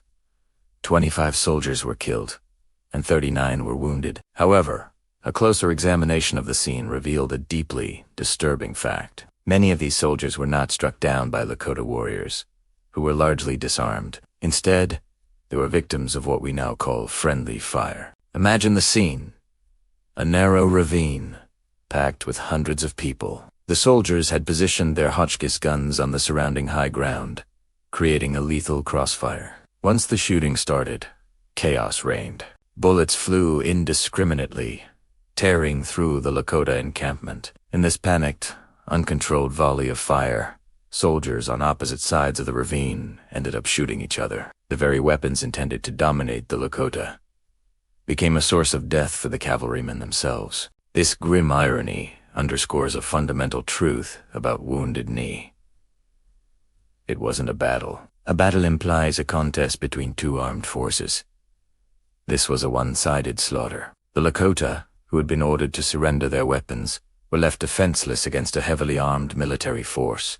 The evidence of friendly fire among the soldiers only highlights the indiscriminate and chaotic nature of the violence unleashed upon the camp. The initial reports that reached the outside world were heavily skewed. They were filtered through military dispatches and sensationalist newspaper headlines that often portrayed the event as a heroic battle against hostile natives. The term battle was used deliberately, framing the soldiers as heroes who had suppressed a dangerous uprising. This narrative served to justify the actions of the 7th Cavalry and to shape public perception in their favor. But the truth has a way of seeping out, even when it's buried under layers of official reports and propaganda. Over the days and weeks that followed, a different story began to emerge. Journalists, photographers, and civilians who visited the site were confronted with the undeniable reality. The images were particularly powerful. Photographs of the mass grave, of frozen bodies being gathered from the snow, began to circulate. These haunting visuals contradicted the official story of a glorious battle.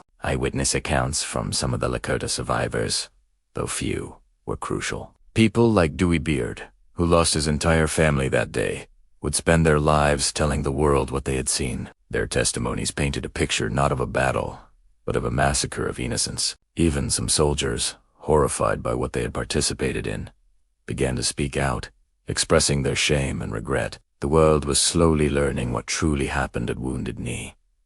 It was a gradual and painful process, as the official narrative fought to maintain its dominance. But the evidence was too overwhelming, the human cost too high to be ignored forever. The counting of the dead was more than just an accounting of bodies. It was the beginning of a long and difficult struggle for the truth. It was the first step in understanding that Wounded Knee was not the end of a war, but the tragic culmination of a policy of subjugation, and a stark reminder of the violence that underpinned the settlement of the American West. The legacy of that day is complex and painful. For the Lakota, it is a wound that is never fully healed, a sacred site of mourning and remembrance. For the United States, it remains a dark chapter, a moment that forces a difficult reckoning with the nation's history. The story of Wounded Knee, and the slow, agonizing process of the world learning the truth, is a powerful testament to the importance of memory and the enduring fight for justice. Thank you for joining me for this difficult but necessary chapter. Your attention to these stories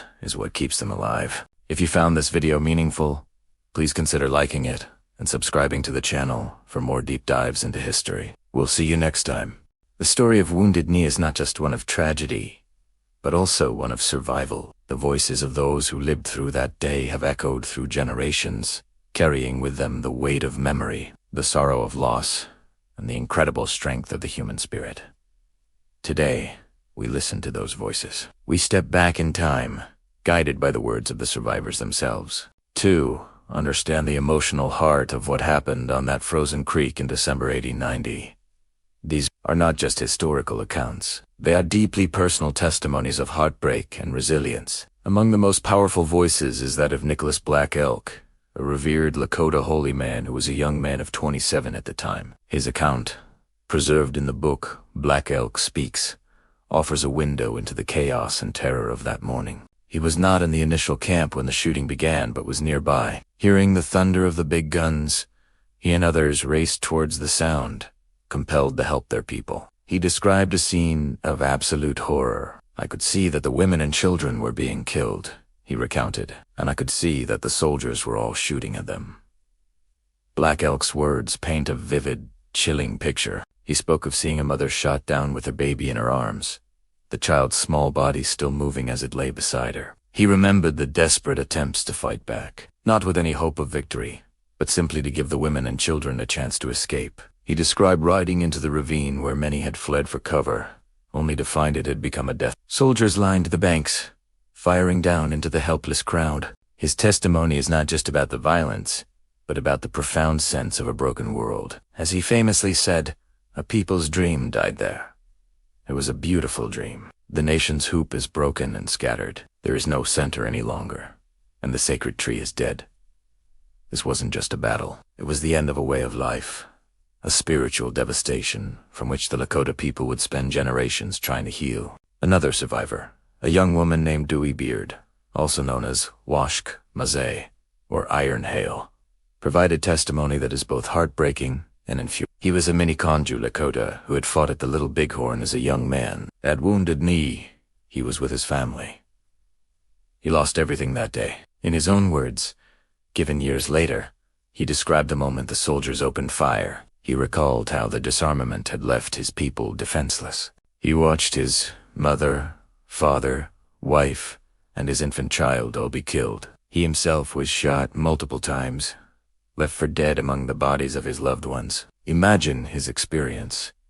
One moment, you are in a camp, surrounded by family, trying to navigate a tense but supposedly peaceful situation. The next, you are running for your life, seeing everyone you love cut down around you. Dewey Beard's memory was precise. He remembered trying to reach his wife, who was running with her baby, only to see them both fall under the hail of bullets. He spoke of the bitter cold, of lying wounded in the snow, the cries of the dying fading as the blizzard moved in. His survival was a miracle, but it was a survival steeped in unimaginable grief. His testimony, delivered with a raw and enduring pain, forces us to confront the human cost of the massacre. It wasn't an abstract historical event. It was the annihilation of families, the destruction of a community, witnessed by a man who had to carry that memory for the rest of his life. The voices of the children who survived are perhaps the most haunting. Louise Weaselbear was just a girl. Her memories were fragmented, flashes of terror imprinted on a young mind. She remembered her mother grabbing her and her sister, screaming at them to run. She recalled the feeling of the cold snow on her bare feet as they fled. She spoke of hiding in the ravine, huddled under a blanket with other children, listening to the continuous roar of the guns and the screams of their people. For her, the most vivid memory was the silence that followed, an eerie, heavy quiet that fell over the land, broken only by the cries of wounded survivors and the moans of the dying. Her story reminds us that this atrocity was inflicted upon the most vulnerable. Children who should have been safe in their parents' care were instead forced to witness the unthinkable and carry that trauma with them forever. Another survivor, a baby found alive on the battlefield days later, came to be known as Zinkalanuni, or Lost Bird. She was found huddled under her mother's frozen body, protected from the blizzard. She was adopted by General Leonard Colby and became a symbol of the massacre's aftermath. But her life was not an easy one. Raised in a white world, disconnected from her culture and people, her story is one of displacement and a search for identity. She represents a different kind of survival, one where the physical wounds may have healed, but the cultural and emotional wounds festered. Lost Bird's life speaks to the long-term, intergenerational impact of Wounded Knee. The violence didn't end when the guns fell silent. It continued in the lives of the survivors, shaping their destinies in profound and often painful ways. These are just a few of the voices. There were many others. People who remembered running through the snow, their breath like smoke in the frigid air. People who recalled holding dying loved ones, trying to offer a final moment of comfort amidst the carnage. Men and women who hid under blankets, praying the soldiers wouldn't find them. Each testimony is a piece of a larger mosaic of suffering and resilience. Their words are not just historical documents, they are sacred. They are the emotional legacy of those who lived to tell the tale. They speak of a loss so profound it's hard to comprehend, the loss of parents, children, spouses, friends, and an entire world. When we listen to these voices, we are doing more than just learning about history. We are bearing witness. We are honoring the memory of those who were lost and acknowledging the pain of those who survived. Their words echo across time, demanding that we remember not just the event, but the people. The Lakota survivors of Wounded Knee did not just live through a massacre. They carried the story forward. They ensured that the truth would not be buried in the snow along with their relatives. Their courage in speaking out, in sharing their heartbreak with the world, is an act of incredible strength. It is a testament to the resilience of the Lakota people and a solemn reminder that we have a responsibility to listen, to remember, and to learn from their stories. Their voices are the true heart of Wounded Knee. Thank you for joining me today to listen to these powerful and important stories. It is through remembering the personal experiences of those who were there that we can truly begin to understand our shared history. If this story moved you, please consider liking this video and subscribing to our channel for more deep dives into the past. Your support helps us continue to share these vital narratives. We'll see you in the next chapter. Hello, and welcome back to our deep dive into history. Today, we're re-exploring a chapter that is as controversial as it is consequential. The official narrative crafted after the Wounded Knee Massacre, the medals awarded, and the long, difficult struggle for truth. In the immediate aftermath of the tragedy on December 29, 1890, the U.S. government and military officials moved swiftly to control the story. What eyewitnesses and survivors described as a one-sided slaughter of largely unarmed men, women, and children was officially framed as a battle. This single word choice was crucial. It transformed a massacre into a legitimate military engagement, a conflict between two opposing forces. This narrative was reinforced by military reports, which claimed the Lakota had been hostile, well-armed, and had initiated the violence. Major General Nelson A. Miles, who was the commander of the division, privately called the event a criminal military blunder and a massacre, but the official version that reached the public was sanitized and It was a story of soldiers bravely suppressing a dangerous uprising, a necessary action to ensure peace on the frontier. To solidify this version of events, the United States Army awarded 20 Medals of Honor to soldiers of the 7th Cavalry for their actions at Wounded Knee. The Medal of Honor is the nation's highest and most prestigious military decoration, intended for acts of valor above and beyond the call of duty. The citations for these medals spoke of bravery in action, gallantry, and distinguished conduct during the so-called battle. For example, one citation mentioned a soldier's bravery in bringing the Hotchkiss gun into action, the very weapon that rained down devastating fire on the Lakota encampment. Another commended a soldier for killing a warrior who was in the act of killing a wounded soldier. These awards weren't just for individual bravery. They were a powerful endorsement of the entire operation. They stamped the Army's actions with the highest seal of approval, cementing the battle narrative into the official record and the national consciousness. For many Americans at the time, this was proof enough. The medals told a story of heroism in the face of a hostile enemy. However, this official story did not go entirely unchallenged. From the very beginning, a different, far more disturbing picture began to emerge from those who were on the ground. Early journalists who arrived at the scene, like William Fitch Kelly of the Nebraska State Journal, saw the grim reality firsthand. They saw the bodies of women and children, often miles from the initial site of conflict, clearly shot down as they tried to flee. Missionaries and doctors who had worked with the Lakota and tended to the wounded also provided harrowing testimonies that contradicted the Army's claims. They spoke of a people who was surrendering, a people who were disarmed, and who were then mercilessly cut down. One of the most powerful dissenting voices was that of Thomas Teebles, a journalist and advocate for Native American rights. He and others worked tirelessly to get the truth out, writing articles and giving speeches that described the event as a brutal massacre. But speaking truth to power was a dangerous and difficult task. These dissenting voices were often marginalized, dismissed, or actively silent. Newspapers that relied on government sources or catered to a public that largely viewed Native Americans as a threat tended to favor the official narrative. Journalists who told the truth were accused of being unpatriotic or of sensationalizing the events. Their accounts were drowned out by the chorus of official reports and celebratory news of a victory. The military conducted its own internal investigation, which ultimately exonerated the soldiers and their commander, Colonel James Forsyth. He was temporarily relieved of command, but was quickly reinstated. A clear signal that the military establishment was closing ranks and would not tolerate any narrative that tarnished its image.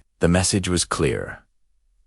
The official story was the only story. This campaign of denial and distortion cast a long and dark shadow that persists to this day. By framing Wounded Knee as a battle and rewarding its participants with medals of honor, the U.S. government not only justified the killing of hundreds of innocent people, but also deeply insulted the memory of the victims and their descendants. For the Lakota and other Native American nations, Wounded Knee became a symbol of betrayal and brutality, a wound that never fully healed. The official narrative made it incredibly difficult for survivors to have their stories heard, for their trauma to be acknowledged, and for any form of justice to be sought. The story taught in many American schools for decades was the story of a battle, not a massacre. The Meadows, in particular, remain a point of profound pain and controversy. For over a century, Lakota descendants and their allies have campaigned for the rescission of the Wounded Knee Medals of Honor, arguing that they are not symbols of bravery,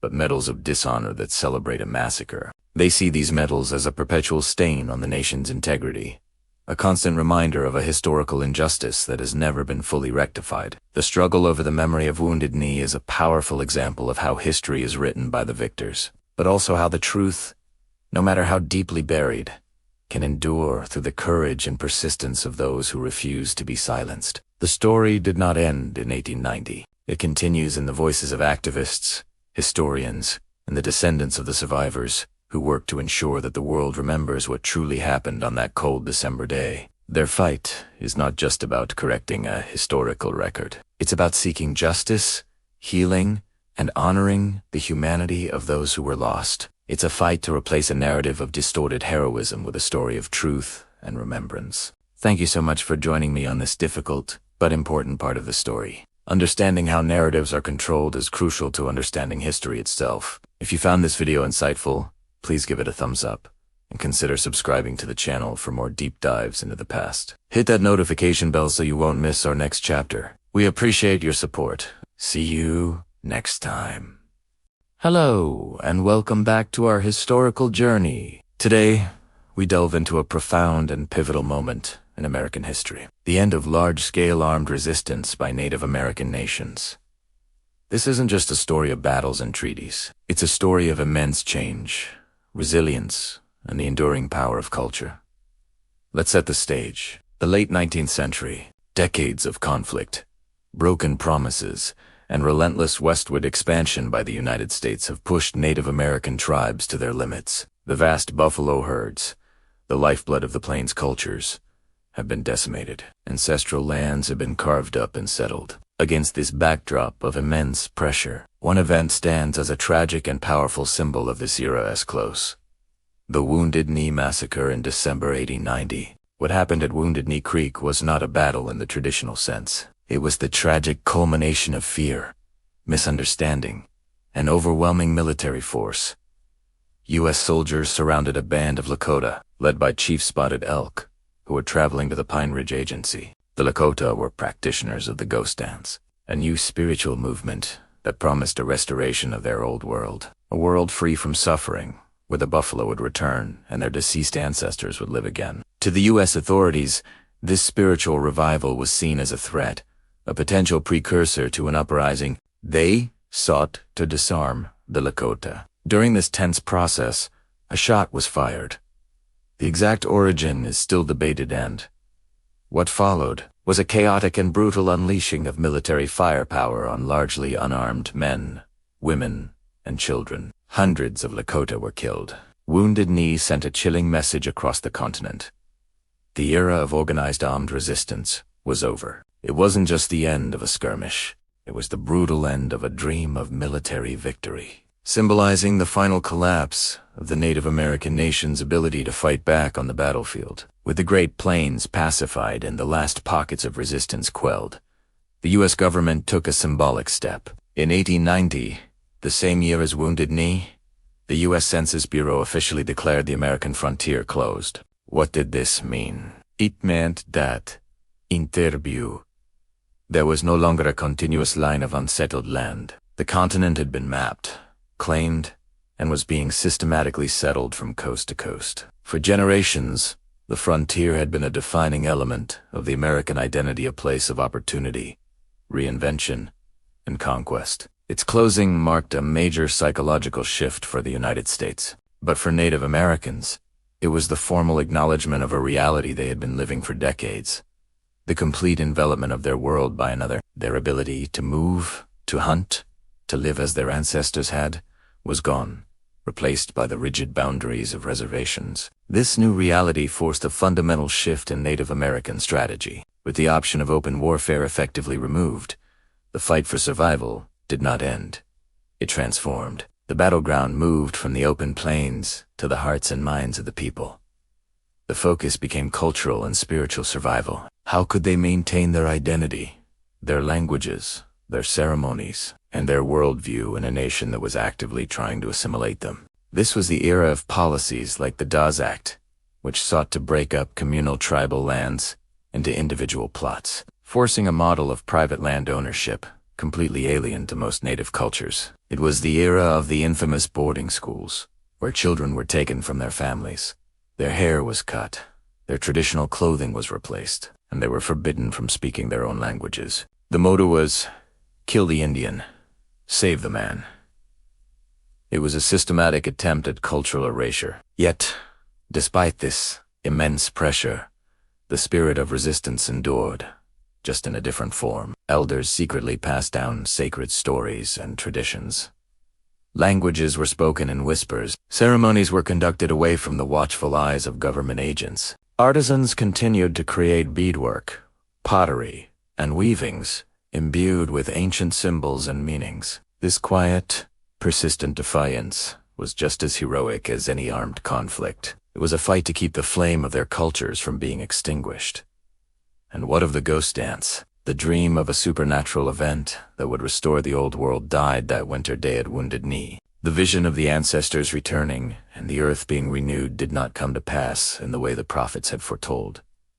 It was a moment of profound disillusionment and despair. But to say the dream died completely is to miss the point. The ghost dance was a powerful expression of hope in the face of hopelessness. It was a manifestation of a deep spiritual yearning for justice, renewal, and the preservation of a way of life. While the specific prophecy of the ghost dance faded, the spirit behind it, the enduring belief and the strength of their culture and the connection to their ancestors did not. That spirit went underground, fueling the cultural preservation efforts that followed. It re-emerged in the 20th century in new forms, in the legal battles for treaty rights and sovereignty, in the political activism of the American Indian movement, and in the cultural revitalization movements we see today, where new generations are reclaiming their languages, ceremonies, and histories. So, the end of armed resistance was not the end of the story. It was the closing of one long, painful chapter and the beginning of another. It marked the transition from a fight,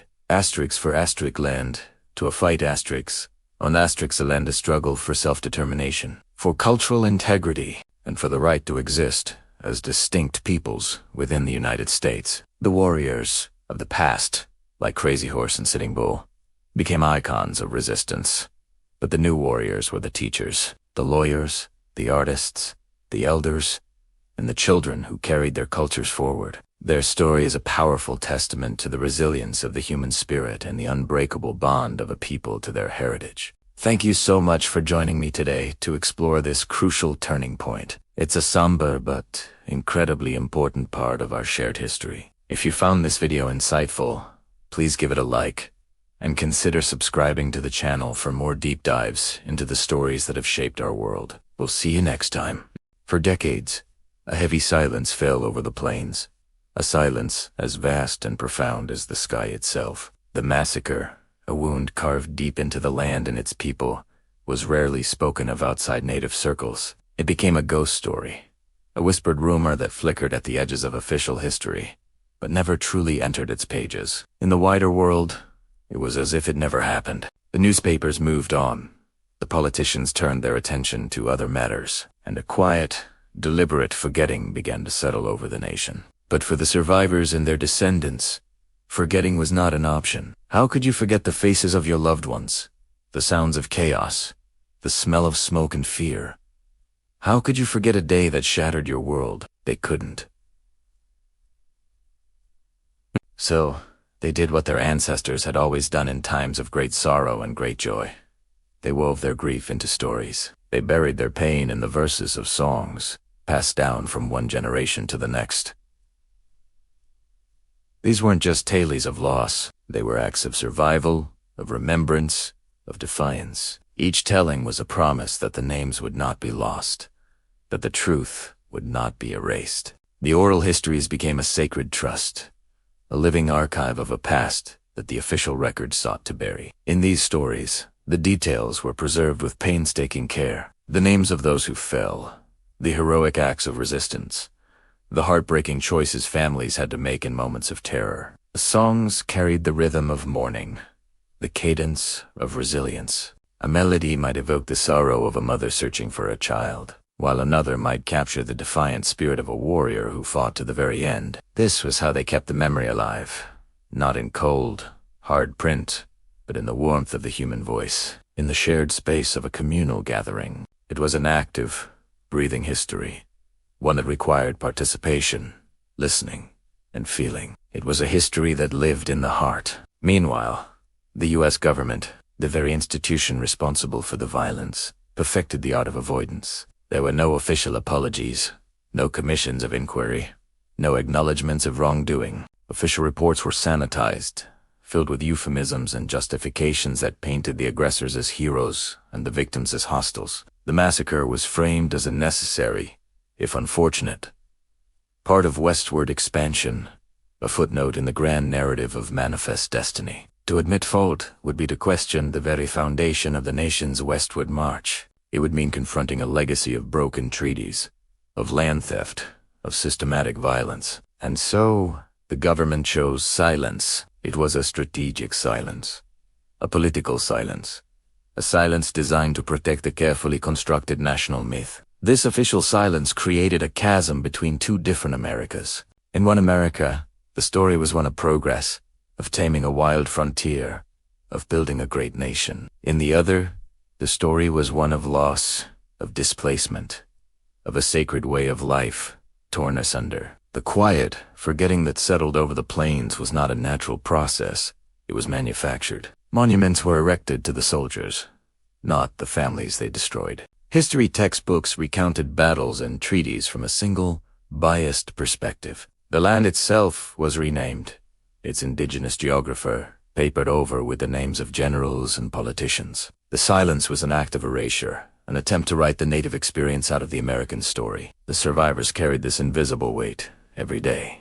They lived on reservations, often on fractions of their ancestral lands, struggling with poverty, trauma, and the systemic challenges imposed upon them. They had to navigate a world that refused to see them, that refused to hear their story. Imagine the psychological toll of knowing a profound truth about your family, your people, and your history, while the world around you insists on a comfortable lie. It was a form of gaslighting on a national scale. The grief was not just for the lives lost, but for the justice denied, for the truth suppressed. The children and grandchildren of the survivors grew up in the shadow. They heard the stories in hushed tones, sometimes around a fire, sometimes in the quiet of a winter evening. They learned the songs that held the collective memory of their people, but they also learned to be careful about who they shared these stories with. To speak the truth to outsiders was to risk being dismissed, disbelieved, or even ridiculed. The pain was private, the history a secret kept within the family,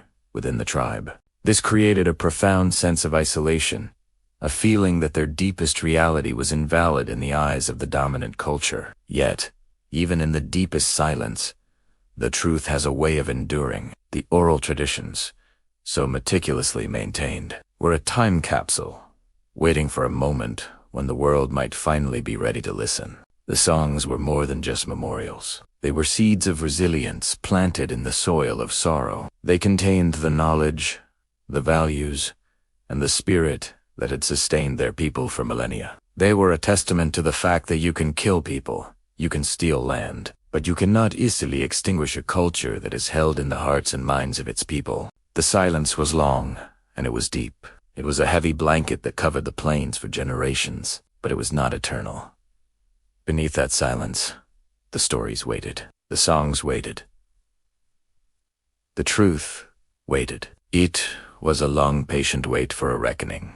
A wait for the day when the silence would finally be broken, and the voices of the silenced would rise, demanding to be heard. The long silence was a chapter of immense pain, but it was not the final chapter. It was the quiet before the story would, at last, be told. Thank you so much for joining me on this journey into a difficult but essential part of our shared history. If this story moved you, please consider liking this video and subscribing to the channel for more content that seeks to uncover the stories that have been left in the shadows. Your support helps us continue this important work. See you next time.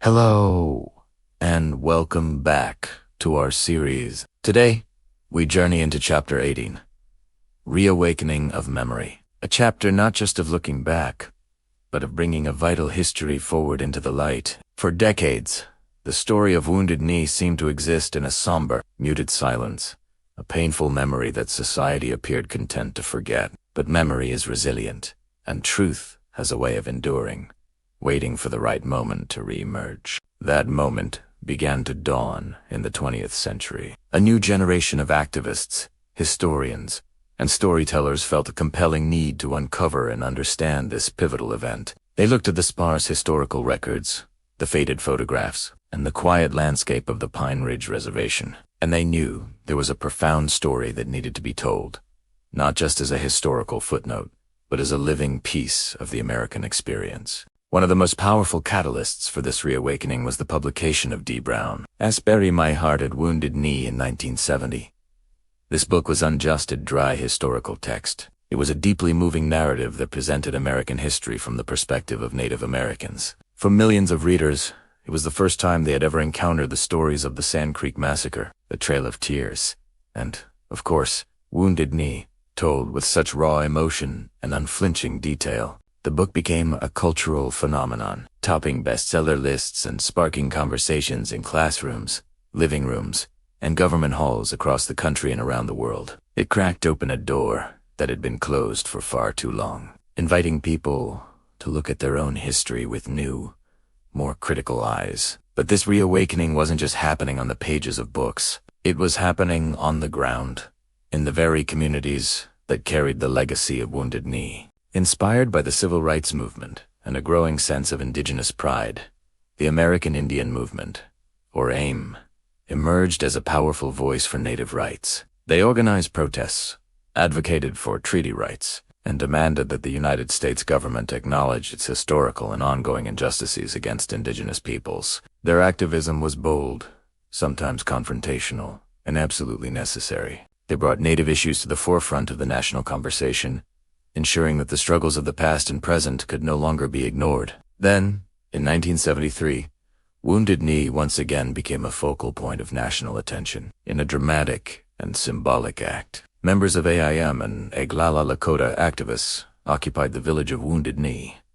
The occupation lasted for 71 days, resulting in a tense standoff with federal law enforcement. This was not a reenactment of history. It was a modern-day struggle for sovereignty, dignity, and justice, taking place on the same sacred ground where their ancestors had suffered. The 1973 occupation was a powerful declaration.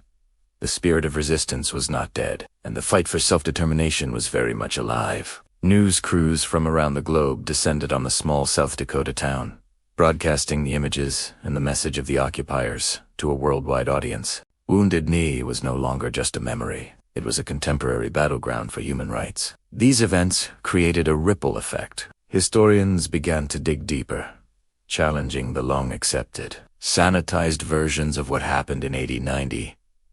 They pored over military records, government documents, and, most importantly, they began to seek out and listen to the oral histories that had been passed down through Lakota families for generations. These were not the stories of a battle, as the U.S. government had labeled it, but of a massacre of unarmed men, women, and children. The academic world started to correct the record, and the term Wounded Knee Massacre began to replace the misleading Battle of Wounded Knee in scholarly articles and textbooks. It was a crucial shift in language, reflecting a more accurate and just understanding of the event. As the historical narrative shifted, so too did the physical and cultural landscape. The silence that had surrounded the descendants of the survivors began to break. For generations, many had carried their families' stories in private, the pain too deep and the social climate too hostile to speak openly. But now, inspired by the new wave of activism and public interest, they began to step forward. They started sharing the names of those who were lost, the intimate details of their ancestors' lives, and the enduring trauma that had been passed down through their families. Their voices added a deeply personal and human dimension to the historical facts, transforming abstract numbers into real people with hopes, dreams, and families. This public sharing of memory was an act of incredible courage. It meant confronting immense intergenerational pain and sharing it with a world that had long been indifferent or even hostile. Elders, who had heard the stories directly from survivors, became treasured keepers of history. Their testimonies, recorded 4 documentaries, archives, and books, became a sacred trust bridge connecting the past to the present. They spoke at universities, community centers, and commemorative events, ensuring that the Lakota perspective on Wounded Knee would be heard in their own words. In response to this growing chorus of voices, efforts to commemorate the massacre began to take shape. Monuments and memorials started to appear, not as grand, triumphalist statues, but as humble, solemn markers of remembrance. The mass grave at Wounded Knee, once just a stark plot of land, became a site of pilgrimage. Each year, descendants and allies would gather there for ceremonies, prayers, and reflection. These gatherings were not just about mourning the dead. They were about honoring their resilience and celebrating the survival of their culture and their people. One of the most powerful forms of commemoration is the Bigfoot Memorial Ride. This annual event, started in the 1980s, retraces the final, freezing journey of Chief Bigfoot and his band of Miniconjou Lakota in the days leading up to the massacre. For nearly 2 weeks in the dead of winter, riders on horseback travel across the harsh South Dakota landscape, enduring bitter cold and wind. It's a profound act of remembrance and sacrifice, a way for the youth to connect with their history and understand the strength of their ancestors. The ride is a moving testament to the idea that memory is not a passive thing. It is an active, living practice. It concludes at the Wounded Knee gravesite on December 20th, the anniversary of the massacre, linking the past and the present in a powerful, unbroken circle. Through these combined efforts, through the books, the activism, the scholarly work, the monuments, and the deeply personal testimonies of descendants, the story of Wounded Knee was reborn in the public consciousness. The call for justice, which had been a faint whisper for so long, slowly began to gain momentum. People started asking difficult questions. Why were medals of honor awarded to soldiers for their actions at a massacre? Why had the U.S. government never issued a formal apology? The reawakening of memory wasn't just about remembering the past. It was about demanding accountability in the present. It was about seeking truth, healing, and, ultimately, reconciliation. The silence had been broken, and the long, slow journey toward justice had truly begun. Thank you so much for joining me for this chapter. The story of Wounded Knee is a powerful reminder of why we must listen to the voices that have been silenced and honor the memories that have been suppressed. If you found this meaningful, please like, share, and subscribe to our channel for more stories like this. Your support helps us continue this important work. We'll see you next time. Welcome back to our series. Today, we journey into the modern era to explore how a place of profound tragedy, Wounded Knee, was reclaimed as a powerful symbol of resistance and hope. The snows of 80-90 had long melted, but the echoes of the massacre lingered, ingrained in the land and the memory of the Lakota people. For decades, the site remained a quiet, solemn reminder of a brutal past. But the winds of change were blowing across America in the latter half of the 20th century, and they would soon converge once more on this small hamlet in South Dakota. The 1960s and 70s saw the rise of the Red Power movement, A new wave of Native American activism, demanding civil rights, self-determination, and the honoring of broken treaties. At the forefront of this movement was the American Indian Movement, or AIM, founded in 1968. They were bold, uncompromising, and determined to bring national attention to the plight of indigenous peoples who had been systematically marginalized, impoverished, and ignored by the federal government. They sought to challenge the status quo, to confront the historical injustices that continued to shape their present. The stage was set for a dramatic confrontation on the Pine Ridge Indian Reservation, one of the poorest areas in the entire United States. Tensions were simmering. The tribal chairman, Dick Wilson, was accused by many traditional Lakota and AIM supporters of corruption, nepotism, and using his private militia, the guardians of the Oglala Nation, or goons, to intimidate and silence his political opponents. The federal government, through the Bureau of Indian Affairs, was seen as propping up Wilson's controversial administration, further deepening the divide within the community. For many, it felt like a return to the colonial dynamics of the 19th century, with a puppet government doing the bidding of outside powers. On February 27, 1973, nearly a century after the original massacre, history circled back on itself. Around 200 Oglala Lakota and AIM activists, led by figures like Russell Means and Dennis Banks, converged on the village of Wounded Knee. Their action was a deliberate, powerful act of political theater. They seized the trading post in the church, took a few residents hostage, and declared the area the independent Oglala Nation.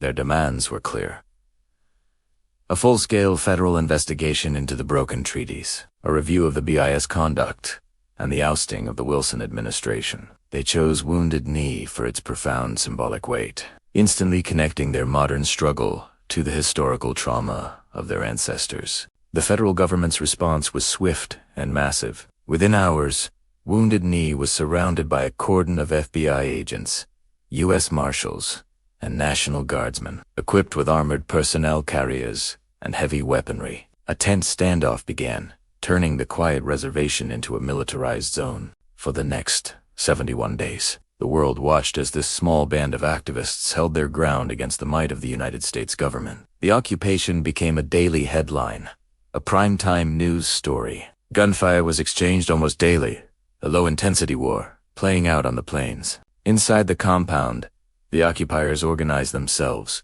setting up patrols, a makeshift medical clinic, and a communications center to get their message out to the world. They were a diverse group: veterans, students, elders, and families united by a common cause. They saw themselves not as criminals, but as patriots, warriors fighting for the very soul of their people and the sovereignty of their nations. They were reminding America of promises made and promises broken. The spirits of Crazy Horse and City Bull seemed to stir in the frozen soil as a new generation of warriors made their stand on sacred ground. The Siege of Wounded Knee in 1973 was a complex, dramatic, and ultimately transformative event. It drew a line in the sand. For the activists, it was a declaration that they would no longer be silent victims of history. For the U.S. government, it was a major challenge to its authority. And for the American public, it was a stark, unavoidable education on the contemporary realities of Native American life. The media coverage,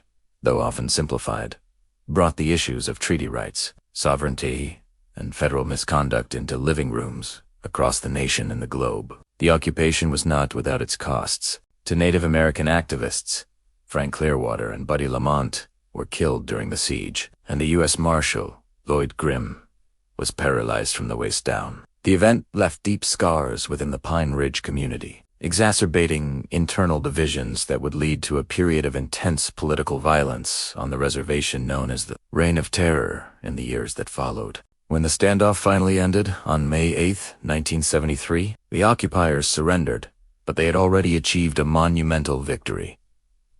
They had successfully captured the world's attention. They had forced a dialogue on issues that had been ignored for a century. The massacre site was no longer just a place of sorrow and defeat. The 1973 occupation transformed Wounded Knee into a symbol of enduring struggle, resilience, and the unyielding demand for justice and self-determination. It became a touchstone for a new era of indigenous activism inspiring generations to come. In the decades since, Wounded Knee has evolved once more. It is not a tourist attraction, but a sacred site of remembrance. Visitors who come to the modest memorial on the hill are reminded of two pivotal moments in American history: Tea Tragedy of 1890 and the Resistance of 1973. It stands as a testament to the fact that history is not just something that happened long ago. It is a living, breathing force that continues to shape our present and our future. The ground at Wounded Knee is consecrated by both the blood of martyrs and the spirit of warriors. It is a place that tells a complex story of pain and perseverance, a story that is essential to understanding the American experience. From a tragic end to a powerful new beginning, the story of Wounded Knee teaches us that memory is a form of resistance, and that even in the face of overwhelming odds, the fight for dignity, sovereignty, and justice can echo through the generations, refusing to be silenced. Thank you for joining us on this journey. If you found this story meaningful, please like, share, and subscribe to our channel for more deep dives into the stories that have shaped our world. We'll see you next time. We return now to the Dakota Plains. The wind, a constant companion here, whispers across a landscape hushed and blanketed in white. The world seems to hold its breath under the vast, open sky. It's a place of profound quiet, a silence that invites reflection, a silence that carries the weight of history. Here, in this immense quiet, we find ourselves thinking about the stories this land holds. Stories of survival against unimaginable odds, of lives lived and lost, of memories that refuse to fade. The snow falls, each flake a delicate crystal, layering the earth, softening the sharp edges of the world. It's beautiful, serene, but beneath this pristine blanket lies a story etched into the very soil, a story of sorrow and resilience that we must never forget. This is the land that remembers Wounded Knee. To understand this place, we must listen to its echoes. Close your eyes for a moment and imagine the winter of 1890. The air, sharp and cold, the hope of the ghost dance, a desperate prayer for renewal, for a return to a life that was slipping away. Imagine the Lakota people, led by Chief Spotted Elk, traveling through this very landscape, seeking refuge, seeking peace. They were weary, cold, and hungry, but they carried with them the embers of their culture, the future of their children. Their journey ended here, by the Wounded Knee Creek.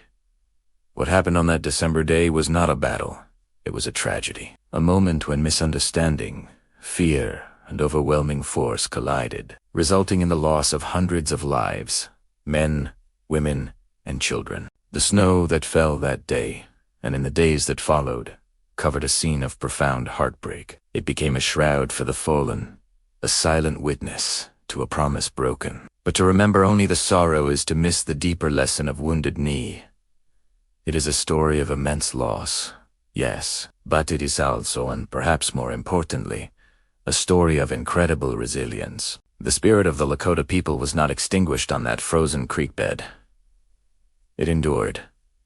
It survived. Think of the survivors, the ones who carried the memory of that day in their hearts. They had to find a way to go on, to rebuild their lives and their community in the shadow of such a devastating event. They had to teach their children the old ways while navigating a new and often hostile world. Their survival is a testament to the strength of the human spirit, to the unbreakable bonds of family and culture. This resilience is a powerful force. It's the wildflower pushing through a crack in the pavement. It's the river carving its way through solid rock over millennia. It's the quiet determination to hold on to one's identity, to honor the ancestors, and to ensure that their stories are passed down to the next generation. The descendants of the survivors of Wounded Knee carry this legacy today. They are poets, artists, teachers, leaders, and elders. They are the living embodiment of that resilience, ensuring the heart of their nation continues to beat strong. Look out across this landscape again. The snow is still falling.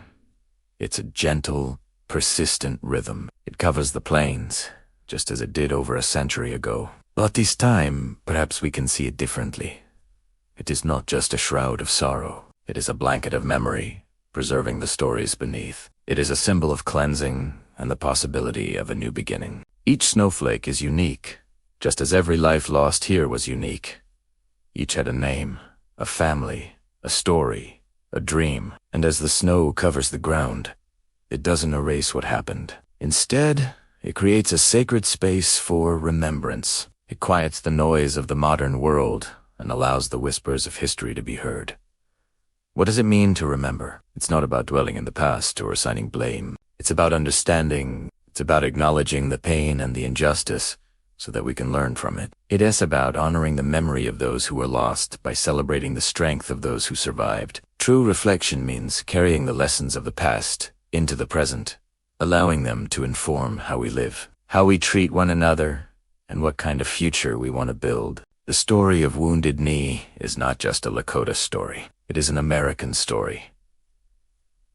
It's a human story. It speaks to the universal themes of loss, the struggle for justice, and the enduring power of hope. It reminds us that history is not just a collection of dates and events in a textbook. It is alive. It breathes in the wind that sweeps across these plains. It whispers in the rustle of the prairie grass beneath the snow. As we stand here in this quiet, powerful place, we are reminded that memory is a sacred duty. We have a responsibility to listen to these stories, to sit with the discomfort they may bring, and to carry their lessons forward. The snow will eventually melt. The spring will come, and new life will emerge from the land. This cycle of seasons is another reflection of the story here. Out of the harshest winter, life persists, resilience triumphs. The sun is beginning to set now, casting long shadows across the snow. The light turns the world a soft shade of blue and gold. It's a moment of peace, a time for quiet contemplation. The wind has died down, and the only sound is the soft touch of snowflakes landing on the earth. This land holds a profound lesson for all of us.